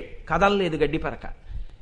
సిగ్గుపడి ఇంద్రుడికి చెప్పాడు. ఇప్పుడు ఇంద్రుడు వినయంతో వచ్చి, ఎవరై ఉంటుంది తల్లి? ఈవిడ పరాశక్తి. మేము రాక్షసుల్ని ఓడించడానికి ఏ శక్తి పనికొచ్చిందో ఆ శక్తి, ఏ ఆదిశక్తిలోంచి వచ్చిందో ఆ శక్తి నా కంటికి తేజస్సుగా కనపడుతోంది. నమస్కారం చేసి నిలబడ్డాడు. ఆవిడ వెంటనే ఉమ అంటారు. ఉమ కేనోపనిషత్తులో జ్ఞానాన్ని బోధిస్తే ఆవిడే జ్ఞానప్రసూనాంబ. ఇప్పుడు ఆవిడ ఇంద్రుణ్ణి కూర్చోపెట్టి జ్ఞానాన్నంతటినీ బోధించింది. అసలు ఏది నిజమైన నేను చెప్పింది. అప్పుడే ఆ మెరుపులతో పోల్చి చెప్తుంది. అదే 4వ అధ్యాయం 4వ మంత్రం నుంచే ప్రారంభమవుతుంది కేనోపనిషత్తులో. కాబట్టి అందుకే అవి మంత్రములు, మననం చెయ్యాలంటారు. ఉపనిషత్తుని శ్లోకాలు అనరు, ఉపనిషత్ మంత్రాలు అంటారు. మంత్రం అంటే మననము. బాగా శిష్యుడు లోపల తిప్పాలి. తిప్పితే ఏది నిజమైన నేనో తెలిసిపోతుంది. అందుకే ఉపనిషత్తుల పేర్లు అంత గంభీరంగా ఉంటాయి. ఒకదాని పేరు మాండూక్యోపనిషత్. మాండూక్యోపనిషత్ అంటే ఏంటండి? మాండూక్యం అంటే కప్ప. దాని పేరు కప్ప ఉపనిషత్తు. కప్ప ఉపనిషత్తు ఏంటి అంటే, కప్ప ఒక్కటే మెట్టు మించి మెట్టు, మెట్టు మించి మెట్టు, మెట్టు మించి మెట్టు ఎక్కదు. ఓ మెట్టు ఎక్కుతుంది, 2 మెట్లు పైకి ఎక్కేస్తుంది, దూకేస్తుంది. అందుకే కప్పదాటు దాటేశాడు రైనా అంటారు. 2 మెట్లు, ఒక మెట్టు విడిచిపెట్టి ఎక్కేస్తుంటుంది, దూకేస్తుంటుంది. భగవంతుని యొక్క అనుగ్రహము కలిగితే, మీరు ఆయన ముందు శిరస్సు ఉంచి నిలబడితే, ఆయన అనుగ్రహము కలిగిన నాడు మీకు ఒక చమత్కారం కలుగుతుంది. మీరు ఏ స్థాయిలో ఉన్నారన్న దాంతో విచారణ ఉండదు. ఉండకుండా మీరు జ్ఞాని అయ్యే అవకాశం ఉంటుంది. నేను మాట అడుగుతాను మిమ్మల్ని, చెప్పండి, శంకరాచార్యుల వారు బ్రహ్మసూత్రాలకి ఉపనిషత్తులకి భాష్యాలన్నీ రాసిన తర్వాత జ్ఞాని అయ్యారా? జ్ఞాని అయ్యాక రాశారా? జ్ఞాని అయ్యాక రాశారు. అంతకుముందు వ్యాఖ్యానాలన్నీ రాయనటువంటి గౌడపాదాచార్యుల వారు వాళ్ళు రాయలేదు కాబట్టి జ్ఞానికారా? రాయకపోయినా జ్ఞానే. మరి అంతకుముందు ఏ భాష్యాలు చదవకుండా శంకరాచార్యుల వారే భాష్యాలు రాయగలిగారు అంటే ఆయనకి ఏమీ చదవకుండానే ఆత్మానుభవం కలిగిందా లేదా? అంటే ఈశ్వరానుగ్రహం కలగడానికి సనాతన ధర్మములో వైదిక నిష్టతో మీరు నిలబడిన భక్తి మీకు జ్ఞానం కల్పిస్తుంది. అవైదిక భక్తి చేత అలా కలగదు. అవైదిక భక్తి విఘ్నం. అవైదికమైన మార్గంలోకి వెళ్ళిపోవడం ఏమైపోతుందో తెలుసా అండి? హెచ్చవేత సున్నైపోతుంది. అదో చమత్కారం, అది పెద్ద విఘ్నం. జీవితం అంతా పోతుంది అవైదికంలో. అది చాలా బాగుంది అనుకుంటాడు, వెళ్ళిపోతాడు. వెళ్ళిపోయిన తర్వాత ఏమైపోతుందంటే అదంతా అవైదికం. కాబట్టి అసలు చేసినదంతా ఏమవుతుందంటే సున్నై కూర్చుంటుంది. ఉదాహరణకి నేను మీకు ఎంత డబ్బు ఇస్తానో చెప్తాను, లెక్క పెట్టుకోండి అన్నాను అనుకోండి. 1x2 అన్నాను అనుకోండి. 2 ఒకట్ల 2 రూపాయలు ఇస్తాడు.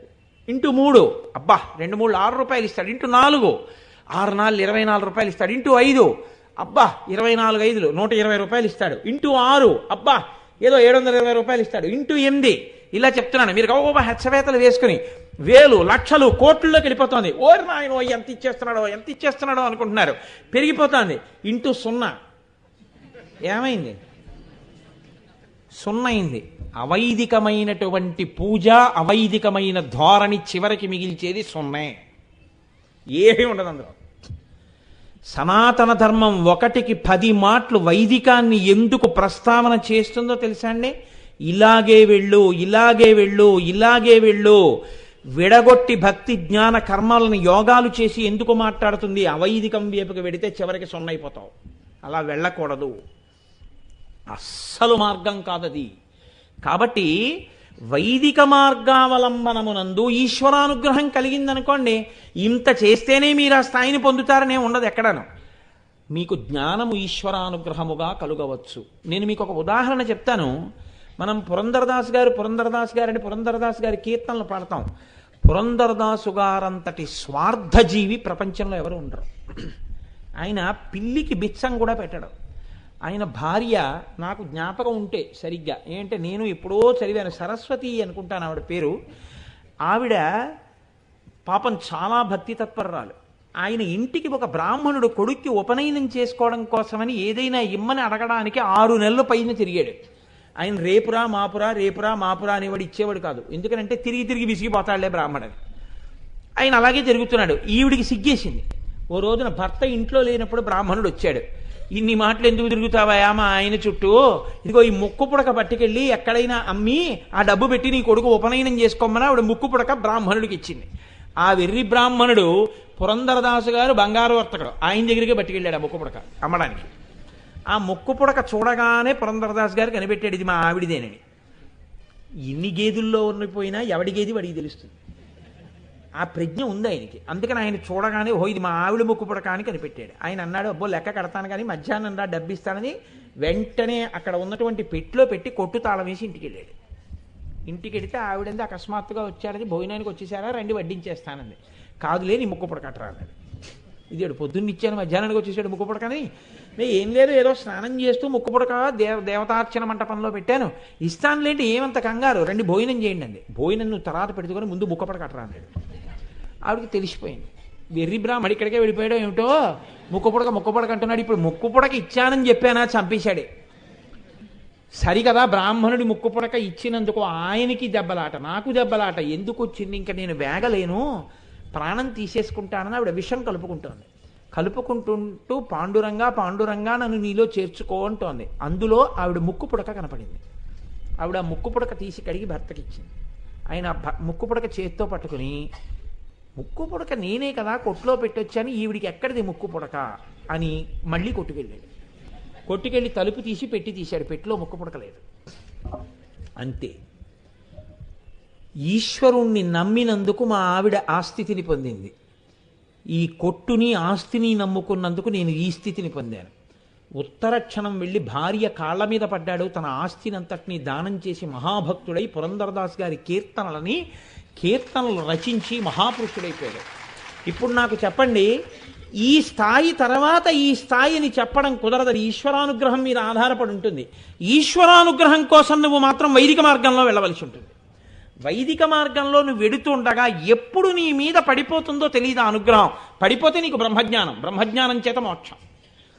ఇది చెప్పడం కప్పదాటుని చెప్తుంది. చెప్పి ఏ అవస్థ నుంచి ఏ అవస్థలోకి వెడితే బ్రహ్మజ్ఞానం వస్తుందో చెప్పి ఇదే పద్ధతిని చెప్పడం మాత్రం నా వల్ల కాదంటుంది. కాబట్టి అది మాండూక్యోపనిషత్తు అన్నారు. ఉపనిషత్తులకి పేర్లు కూడా ఏం ఒత్తినే రాలేదండి. ఉపనిషత్తులు అనంతమైన, దశోపనిషత్తులు ప్రధానం.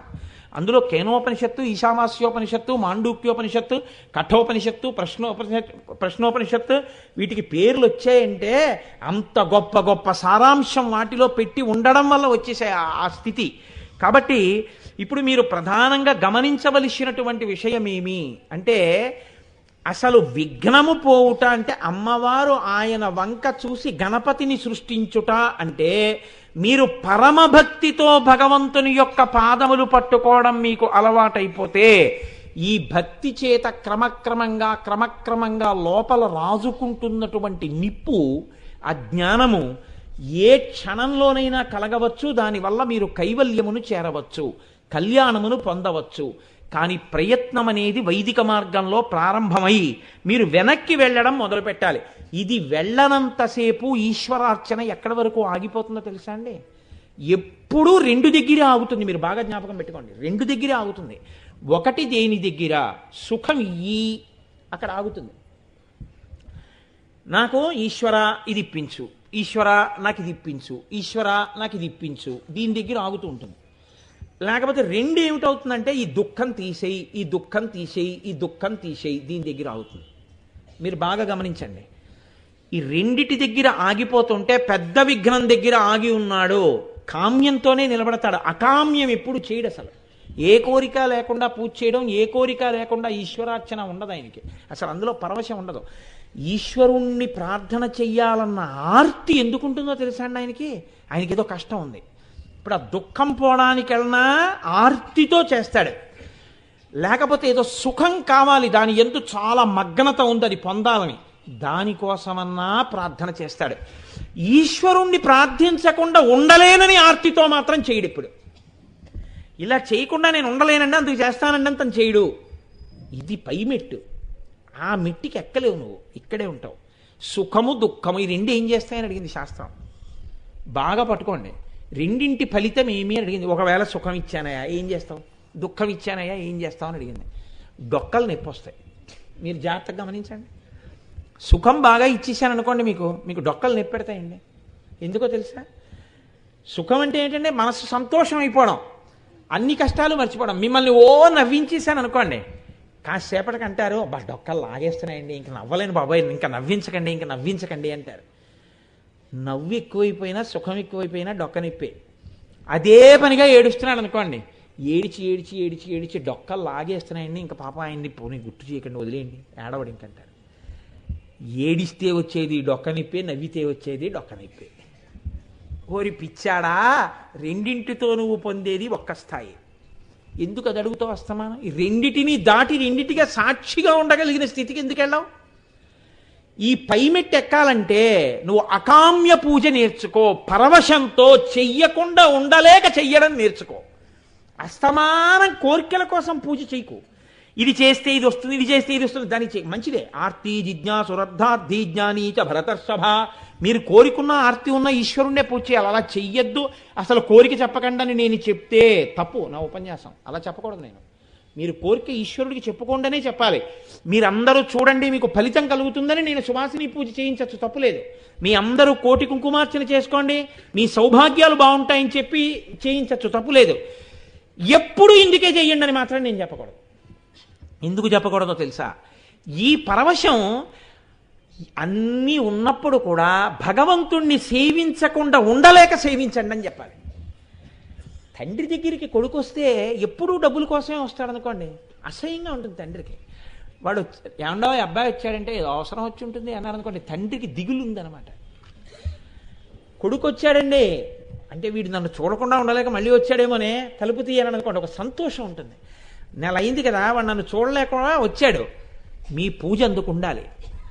ఆయన్ని రాత్రి పడుకోవడంలో ఈశ్వరా చాలాసేపు అయింది మిమ్మల్ని చూసి, తెల్లవారిపోతుంది, ఒకసారి మీ దగ్గరికి వచ్చి ముందు మీ దర్శనం చేసి మీ కాళ్ళు కడిగి ఆ తీర్థం తీసుకుని ఈశ్వరా మీ పాదాలని దర్శనం చేసుకుని కాసేపు ధ్యానం చేసుకుని ఇంద్రియాలను ఇతర విషయాలకు వాడతాను, ముందు ప్రసాదం కానివ్వండి, ఇంద్రియాలను ఇక్కడ పెట్టి పుచ్చుకుంటాను అని మీరు ఆర్తితో ఆయన దగ్గరికి వెడితే అప్పుడు అది ప్రసాదం. ఈ ఆర్తి లేకుండా ఎన్నాళ్ళు చేస్తారు? సుఖం కోసం దుఃఖం కోసం, సుఖం కోసం దుఃఖం కోసం, సుఖం కోసం దుఃఖం కోసం ఎన్నాళ్ళు చేస్తారు ప్రార్థన? ఈ పైమెట్టు ఎక్కడం మొదలు పెడితే అకామ్యం వైపుకి నడవగలిగితే విఘ్నం జారిపోతోందని గుర్తు.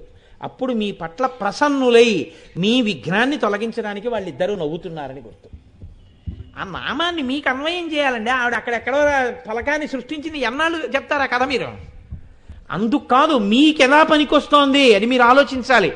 ఇది పతాక స్థాయిలోకి మీరు వెళ్ళిపోయారనుకోండి, ఇలా మీరు ఆలోచించి వెడితే ఏమవుతుందో తెలుసా అండి? మీకు ఏకాంతమునందు కోరిక పుట్టడం ప్రారంభమవుతుంది. ఏకాంతం అనగా ఒక్కరే ఉండుట. ఆయన ఏకాంతంగా ఉన్నారండి అంటారు. ఏకాంతంగా ఉన్నారంటే ఏకమునందు అంతమగుట. బాగా గుర్తుపెట్టుకోండి. ఏకమునందు అంతమయ్యాడు అంటే చివరి స్థితికి వెళ్ళాడు. ఎక్కడ? ఒకట్లో. ఏకాంతంలో ఉన్నారు అంటే అర్థం ఏమిటో తెలుసా అండి? ఆయన ధ్యానం చేసుకుంటున్నారు. ఎప్పుడూ మనుషులతో కలిసి తిరగడం నీకు వెర్రిగా మారకూడదు. ప్రయత్నపూర్వకంగా నువ్వు ఏకాంతాన్ని అభిలషించాలి. అవసరమైతే ఇంటి బయట తాళం వేయించేసుకుని ఎవరు రాకుండా నువ్వు ఇంట్లో ఉండాలి. అది ఏకాంతం. అందుకే పెద్దలు అరణ్యంలోకి వెళ్ళిపోవడానికి, తలుపు వేసుకుని ధ్యానంలోకి వెళ్ళిపోవడానికి కారణం అది. ఏకాంతం అంటే ఏకమునందు అంతమవుతారు. అంతమవడం అంటే ఏంటండి? ఈ విఘ్నములన్నింటినీ తీసేస్తారు. తీసేసి ఏ ఒకటి సత్యమో ఒకటిలోకి వెళ్ళిపోతారు. అంతమైపోయింది అంటే ఆ మిగిలినవన్నీ పూర్తయిపోయాయి. పూర్తిగా ఒకటిగా నిలబడిపోతారు. ఆ ఈశ్వరుడికి దగ్గరికి వెళ్ళిపోయి ఆ సత్య వస్తువైన ఆత్మదర్శనం చేస్తూ ఆనందంతో అలా కూర్చుని ఉంటారు. ఇప్పుడు ఎవరైనా మాట్లాడించారనుకోండి, ఏకాంతానికి భంగం అయిపోయిందండి అంటారు. అది ఆ ఏకాంత సేవ ఈశ్వరుడిది భోగం కాదు. జీవబ్రహ్మైక్య సిద్ధి ఏకపాన్పు మీదకి చేరారు. మీరు కూడా అలా ఏకపాన్పు మీదకి చేరడం ఏకాంత సేవ. ఏకమునందు అంతమవడం. ఎందుకు అంతం అవ్వట్లేదు? ఎప్పుడు బహుత్వంలోనే ఎందుకుంటున్నారు? ఒక్కరున్నా అనేకం ఆలోచనలు, ఒకటి వైపుకి ఆలోచనలు ఎప్పుడు వెళ్ళలేదు. ఒకటి వైపుకి ఆలోచన వెళ్లకుండా అనేకం వైపుకి ఎందుకు ఎడుతోంది? విఘ్నం. ఒకటి వైపుకి వెళ్ళలేకపోవడం. ఇది ఎప్పుడు పోతుంది? భక్తితో సేవించగా సేవించగా వాళ్ళిద్దరూ ఒకరినొకరిని ఎందు ప్రీతితో చూసుకుంటే విఘ్నాధిపతి పుట్టి నిన్ను ఏకాంతం వైపుకి తిప్పుతాడు, నిన్ను ఆత్మవైపుకి తిప్పుతాడు. ఈ గణపతి పుట్టడం కామేశ్వర ముఖాలోక కల్పిత శ్రీ గణేశ్వర. ఈ స్థితిని పొందిన వాళ్ళు ఏమైపోయారో తెలుసా అండి? ఏకాంతాన్ని పొందిన వాళ్ళు అస్తమానం గది తలుపేసుకోక్కర్లేదు, అస్తమానం ఏకాంతంలోకి వెళ్ళక్కర్లేదు. అందరి మధ్యలో ఉండి ఏకాంతంలోకి వెళ్ళిపోతారు. అదో గమ్మత్తుగా ఉంటుంది. ఇది అలవాటు పడిపోతే బాగా ఏమైపోతుందో తెలుసా అండి? ఉత్ప్రేరకానికి అలవాటు పడిన వాడు ఉంటాడు. వాడు ఒక గంట అయ్యేటప్పటికీ నిరుత్సాహపడిపోతాడు. శుభ్రంగా భోజనం చేశాడు కానీ వాడి శక్తి ఉండదు. ఎందుకంటే నాడీ మండలం ఉత్ప్రేరకానికి అలవాటు పడింది. వాడికి ఆ ఉత్ప్రేరకం కావాలి. అందుకని వాడు ఏం చేస్తాడంటే ఇప్పుడు ఇక్కడే ఉండండి, లోపలికి వెళ్ళి ఓ నల్లమందు పిసర నోట్లో వేసుకుని వచ్చేస్తాడు. వచ్చేసి కూర్చుంటాడు. కూర్చుంటే ఇప్పుడు మళ్ళీ ఓ గంట 2 గంటలు చాలా ఉత్సాహంగా మాట్లాడతాడు. అయిపోయింది. మీకు సలహాలు చెప్పేస్తాడు, చకచకా ఫైళ్ళు రాసేస్తాడు, అన్నీ అయిపోతాయి. అయిపోయిన తర్వాత మళ్ళీ నీరసపడిపోతాడు. మళ్ళీ లోపలికి ఎడతాడు, మళ్ళీ నల్లమంది వేసుకుంటాడు. ఇది ఏమైపోతుందంటే ఓ 2 ఏళ్ళు వేసుకుంటాడు, 3 ఏళ్ళు వేసుకుంటాడు. 3 ఏళ్ల తర్వాత ఇక నల్లమందు లేకపోతే 5 నిమిషాలు కూర్చోలేడు, 2 నిమిషాలు మాట్లాడలేడు. ఏమైపోతుందంటే శరీరం ఉత్ప్రేరకమైపోయి పతనం అయిపోతాడు, పాడైపోతాడు, పడిపోతాడు. అది ప్రమాదం. ఏ ఉత్ప్రేరకం వైపుకు మీరు వెళ్ళాలో తెలుసా అండి? ఈశ్వర ఉత్ప్రేరకాన్ని మీరు పుచ్చుకుంటూ ఉండాలి. ఈశ్వర ఉత్ప్రేరకం పుచ్చుకోవడం లోపల ఉంది, దానికి బయట నుంచి పుచ్చుకోక్కర్లేదు. దాని వైపుకు వెళ్ళిపోవడానికి అలవాటు పడిపోతే లోపలికి వెళ్ళి నల్లమంది వేసుకున్న వాళ్ళ అందరూ ఇక్కడే ఉన్న లోపలికి వెడుతూ ఉంటాడు. ఇది నాకు పనికి మాలిన మాటలనుకున్నాడు అనుకోండి, అంతర్ముఖుడైపోతాడు. అంతర్ముఖుడైపోతే పైకి చేస్తున్నట్టు ఉంటాడు, చేస్తున్న దానితో సంగం ఉండదు. లోపల ఏది ఉందో దానితో సంగములో ఉంటాడు. అప్పుడు ఆ స్థితి అద్భుతంగా ఉంటుంది. మీకు నేను ఒక ఉదాహరణ చెప్పాలంటే, శృంగగిరి పీఠానికి ఆధిపత్యం వహించారు చంద్రశేఖరేంద్ర భారతీ స్వామి వారు. మహాపురుషుడు. ఇంకా నా నోటితో చెప్పడానికి ఇంకంతకన్నా మాట లేదు కాబట్టి నేను ఆ మాట వేశానంతే. వారు ఒకసారి స్నానం చేస్తున్నారు. ఒక పెద్ద కళాయితో తెచ్చి నీళ్లు పెట్టారు. ఆయన పీట మీద కూర్చుని చెంబుతో నీళ్లు తీసి ఇలా పోసుకుంటున్నారు. అంతర్ముఖులైపోయారు. అంతర్ముఖులైపోతే ఏమైపోయిందంటే సమాధి స్థితిలోకి వెళ్ళిపోతున్నారు. ఈ చెయ్యి కర్మేంద్రియానికి అలవాటు వచ్చేసింది. ఇది చెప్తూ ఉండగా అంతర్ముఖులైపోయారు. ఇలా తీసి పోసేసుకుంటున్నారు. అంటే నీళ్ళు అయిపోయి కళాయి అడుక్కు వచ్చేసింది, అయినా చెంబిలా అని పోసేసుకుంటున్నారు. ఏం లేవు, నీళ్లు రావట్లేదు, ఇలా అంటే పట్టలేదు, అయినా ఇలాగే అంటున్నారు. అలాగే కూర్చుని ఉన్నారు. ఒళ్ళంతా తడిసిపోయింది. పక్కన పీఠాధిపతి కనుక పరిచారికుడు ఉన్నాడు. ఆయన చెవు దగ్గరికి వచ్చి అన్నాడు, ఇంకా నీళ్లు పోయినా అన్నాడు. అన్నారు. ఏదో చెవి వినపడింది, దానికి అని ప్రతిస్పందించింది. మనస్సు లోపలికి వెళ్ళలేదు. నిన్న చెప్పానే మోటార్ పనిచేయలేదు, అందుని పుచ్చుకోలేదు, కరెంటుని అనుభవంలోకి లేదు. అన్నారు. ఇలా పోసేసుకున్నారు. ఆయన నీళ్లు తీసుకొచ్చి పోసేసుకున్నారు. గంట అన్నారా, నీళ్ళన్నీ తీసుకొచ్చి పోసేశారు, అన్నీ పోసేసుకున్నారు. మళ్ళీ అడుక్కెళ్ళిపోయింది. వెళ్ళిపోయిన తర్వాత ఆయన అన్నాడు, నీళ్ళన్నీ అయిపోయాయి కాబట్టి స్నానం అయిపోయినట్టేనా, మీరు లేస్తారా అన్నాడు. ఇప్పుడు ఆయన బహిర్ముఖులయ్యారు. ఇన్ని మాటలు మాట్లాడేటప్పటికీ బహిర్ముఖులయ్యారు. అయిపోయిందా, లేస్తున్నాను అని గభాలను లేచిపోయారు. అతని మాట మాట్లాడుతూ లేస్తారా ఇంకా పోసుకుంటారా, ఇదేమన్నా ఏమిటి ఇలా ఇన్ని పోసుకుంటున్నారు ఇవాళ అని, లేచిపోతారా అయిపోయినట్టేనా స్నానం అంటూ ఇలా వంగునున్నాడు. లేచిపోతున్నాడు అని గభాలను లేచారు. ఈ చెంబు ఆయన తల మీద తగిలింది. ఠక్కని చప్పుడు వచ్చింది. ఇప్పుడు ఆ పరిచారికుడు గభాలన చూశాయన వంక. జగద్గురువులు, శృంగగిరి పీఠాధిపతులు, కారణజన్ముడు, మహానుభావుడు, తపస్సమాధిలో ఉండే వ్యక్తి. ఆయన తల మీద తగిలింది చెంబు. చెంబు పక్కన పెట్టి కాళ్ళ మీద పడ్డాడు. ఈయనన్నారు, ఎందుకు కాళ్ళ మీద పడ్డామని అడిగారు. చెంబు మీ తలకి తగిలిందన్నారు. ఆయన అన్నారు, ఆ చెంబు నేను కాదు, ఇది నేను కాదు. నీ గురువు ఎన్నటికీ కొట్టబడడం, దానికి కాళ్ళ మీద పడ్డం ఎందుకని లోపలికి వెళ్ళిపోయారు. ఇప్పుడు చెప్పండి, అది నేను, ఇది నీ గురువు కాదు, పెంకు. చెంబు నేను కాదు, అదొక పాత్ర. పాత్ర పెంకుకు తగిలింది, నేనుకి దెబ్బ తగలదు, నేను లోపల ఉన్నాను. అది నీ గురువు. ఆ గురువుకి దెబ్బ తగిలే అవకాశం లేదు. ఎందుకు కాళ్ళ మీద పడతావు? లోపలికి వెళ్ళిపోయారు. అంటే ఆ స్థితికి అలవాటు పడినవాడు ఏది చేస్తుండగా లోపలికి వెళ్ళిపోతాడు అన్నది మీరు చెప్పలేరు.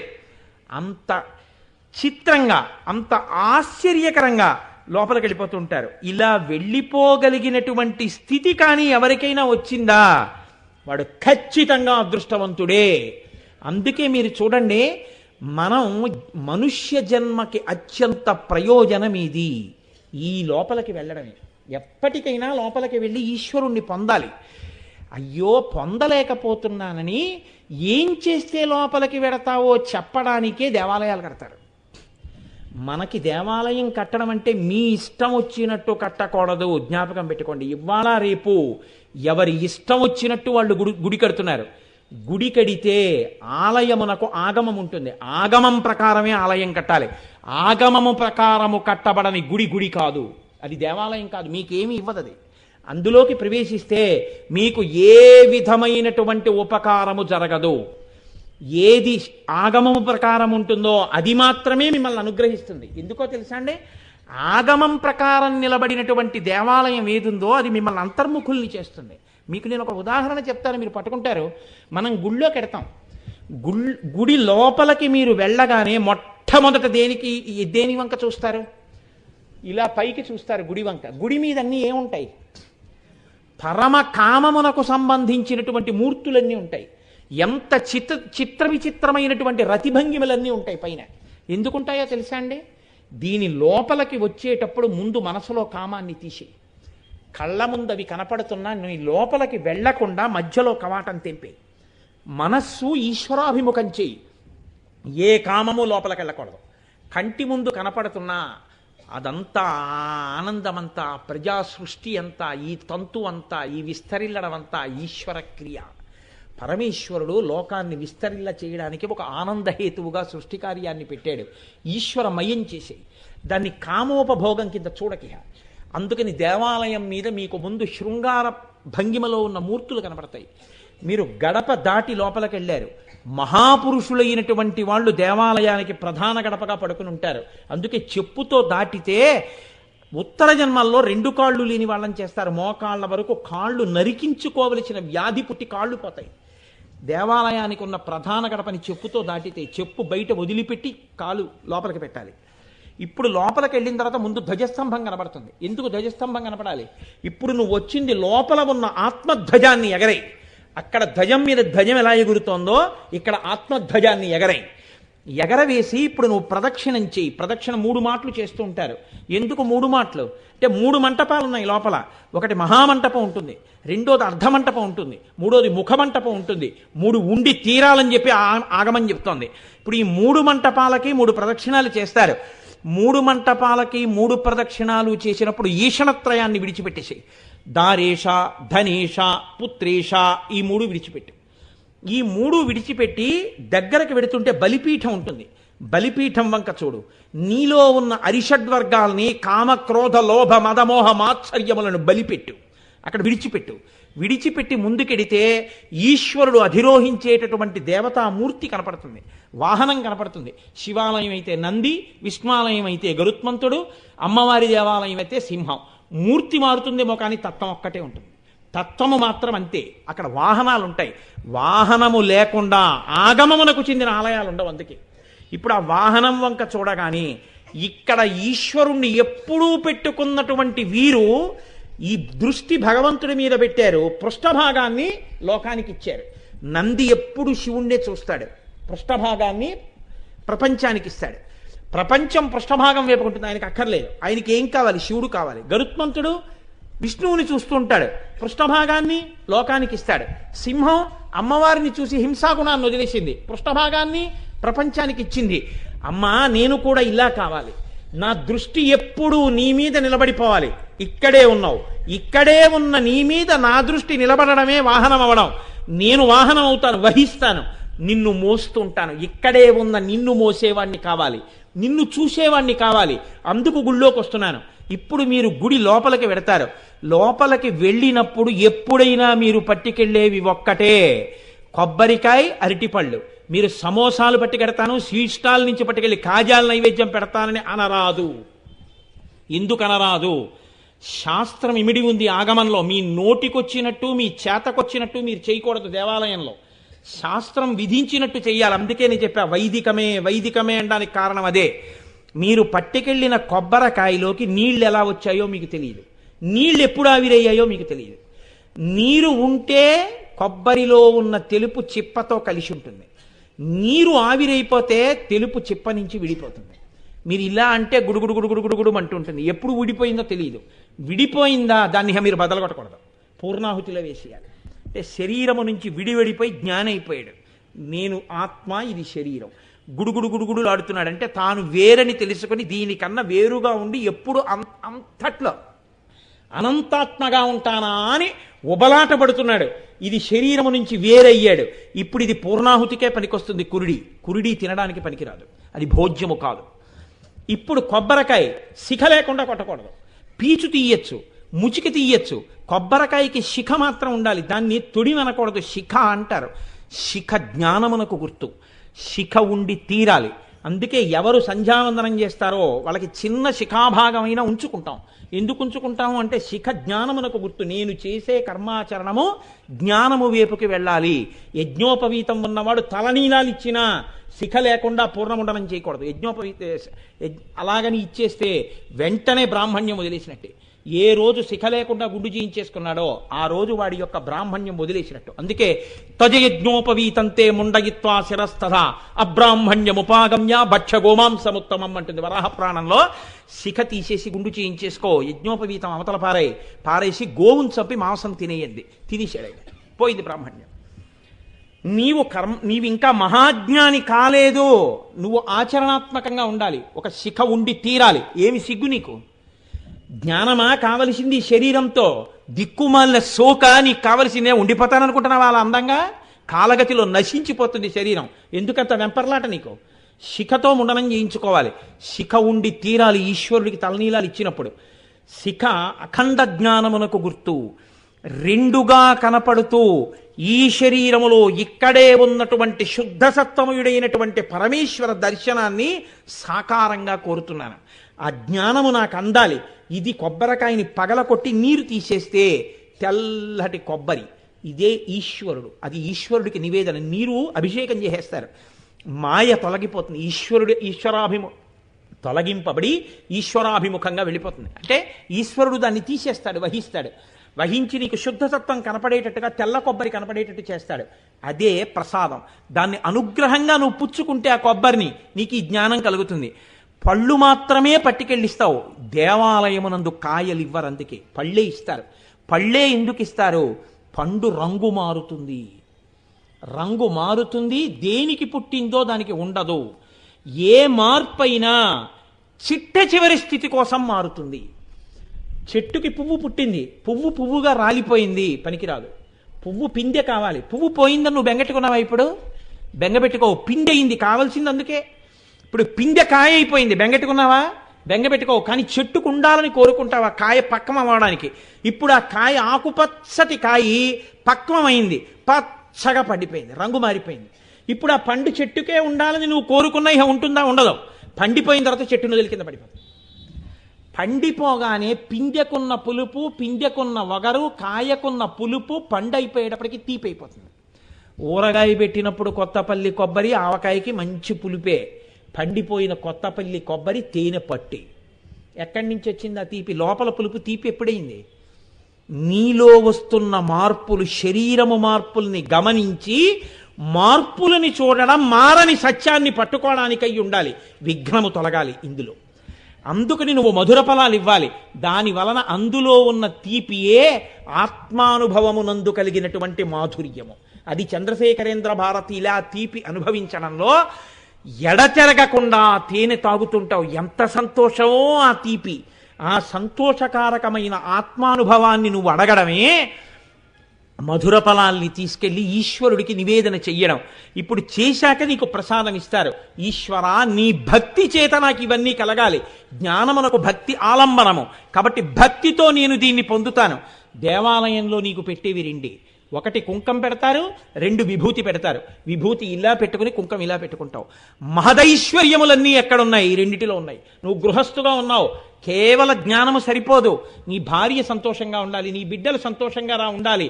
ఇవన్నీ ఎవరి వలన జరుగుతాయి? ఆ ఈశ్వరుడి వలన జరుగుతాయి. నువ్వు జ్ఞానం వైపుకి అడుగులు వేస్తున్న కొద్దీ వాళ్ళు మంగళప్రదంగా ఉంటారు.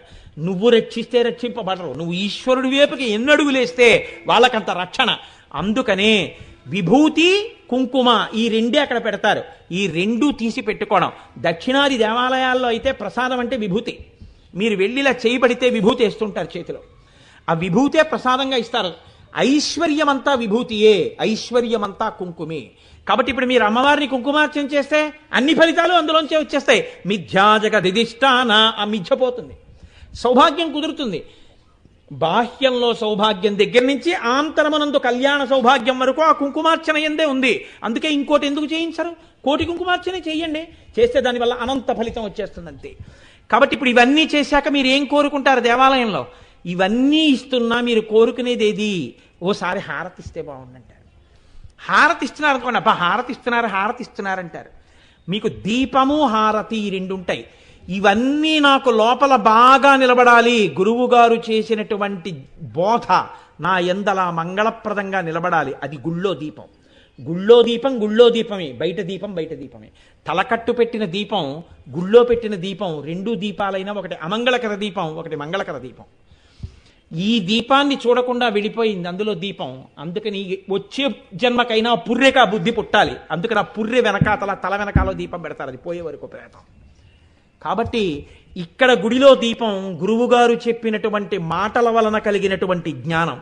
అవి అనుసంధానం చేసుకుని ఈశ్వరుడి వైపుకి అడుగులు వెయ్యడంలో వస్తున్న విఘ్నం పోవడం ఆ దీప దర్శనం. అది కామేశ్వర ముఖాలోక కల్పిత శ్రీ గణేశ్వర.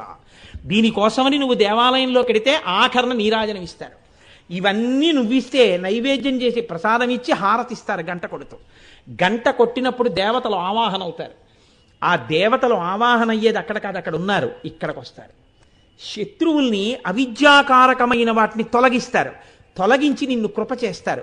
ఇది నీరాజనం. ఘనమైన నీరాజనం ద్రవస్థితిని పొందకుండా వాయుస్థితిని పొందుతుంది. ఏదైనా కాలేటప్పుడు నీరై తర్వాత మారుతుంది, వాయువుగా మారుతుంది.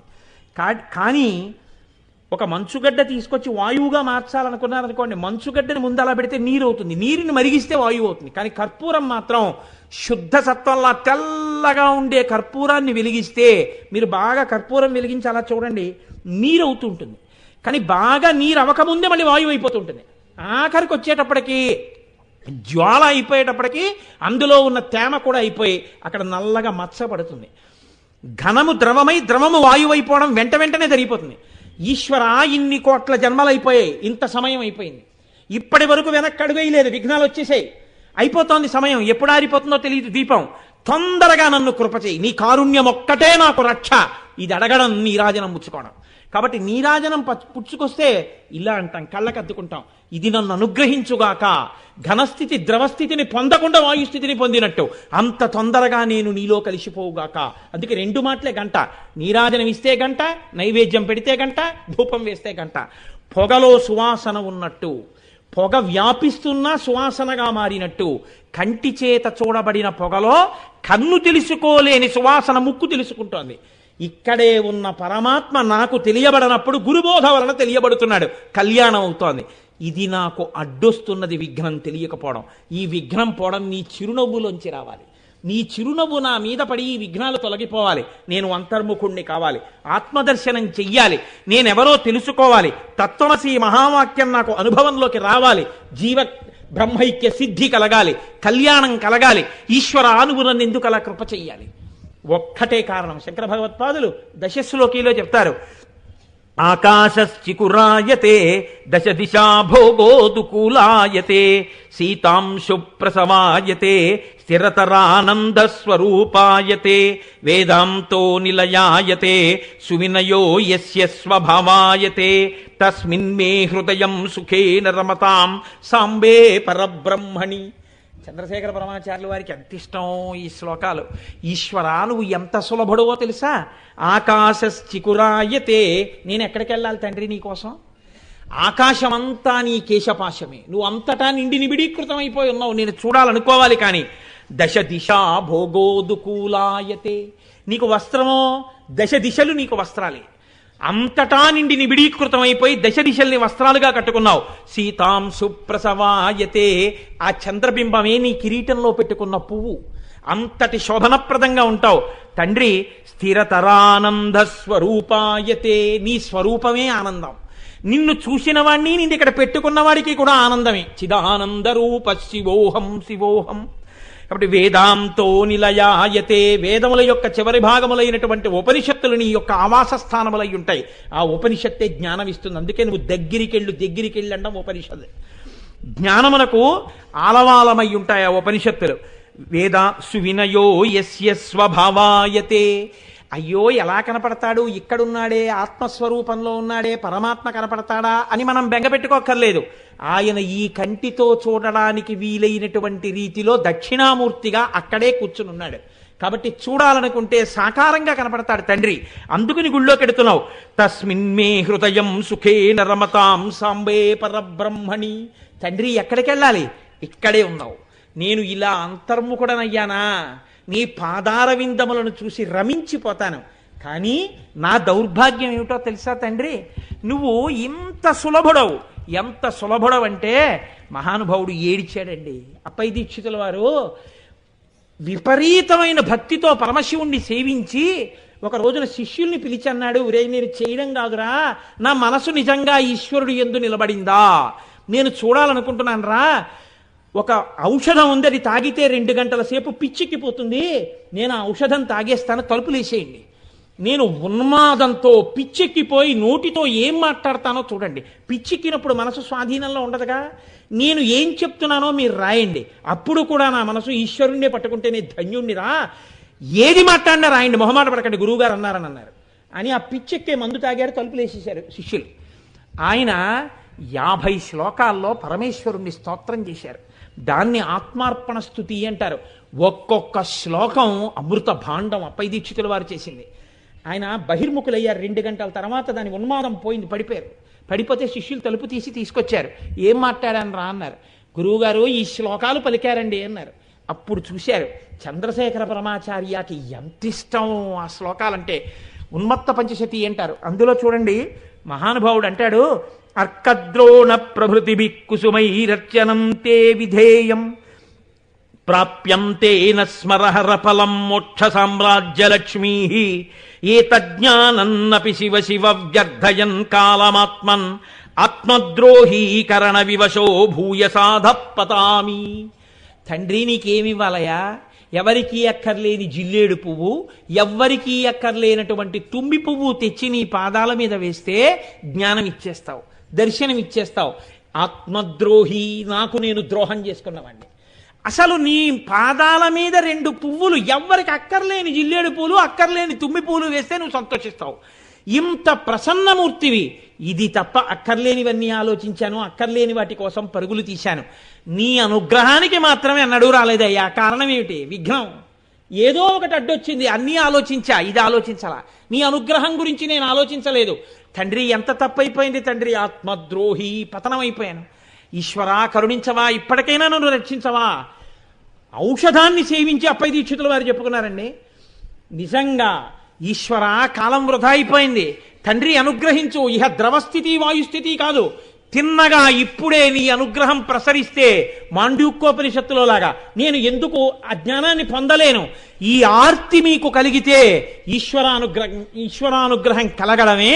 వాళ్ళిద్దరూ ఒకరి ఒకరు చూసి నవ్వుకోవడం. ఆ నవ్వితే పుట్టినవాడే విఘ్నాధిపుడు. ఆ విఘ్నాధిపుడు పుడితే ఇప్పటి వరకు శత్రు సైన్యాలు మిమ్మల్ని కదలకుండా అడ్డుపెట్టిన జై విఘ్న యంత్రం బద్దలైపోతుంది. బద్దలైపోయి మీకు ఆత్మ అనుభవం కలిగి ఆత్మకి దగ్గరగా నడుస్తారు. ఆ మనసు దానిలో లయమైపోయి, మనస్సు చూడలేదు కాబట్టి పటకారని చేయబట్టుకుంటుంది కానీ చేతిని పటకార పట్టుకోలేదుగా. ఆత్మని మనసు చూడలేదు కానీ ఆత్మ అనుభవంలోకి వచ్చి ఆత్మగా నిలబడగలుగుతారు. ఇటువంటి స్థితిని పొందడానికి ఎందుకు భగవంతుణ్ణి మనం నమస్కారం చెయ్యాలి, ఏది విఘ్నము అన్నదాన్ని చెప్పకుండా చెప్తూ ఇంత అన్వయం చేసి మనకి బోధ చేసి గట్టెక్కించడమే ఆ నామం వెనకాతల ఉన్నటువంటి పరమరహస్యం.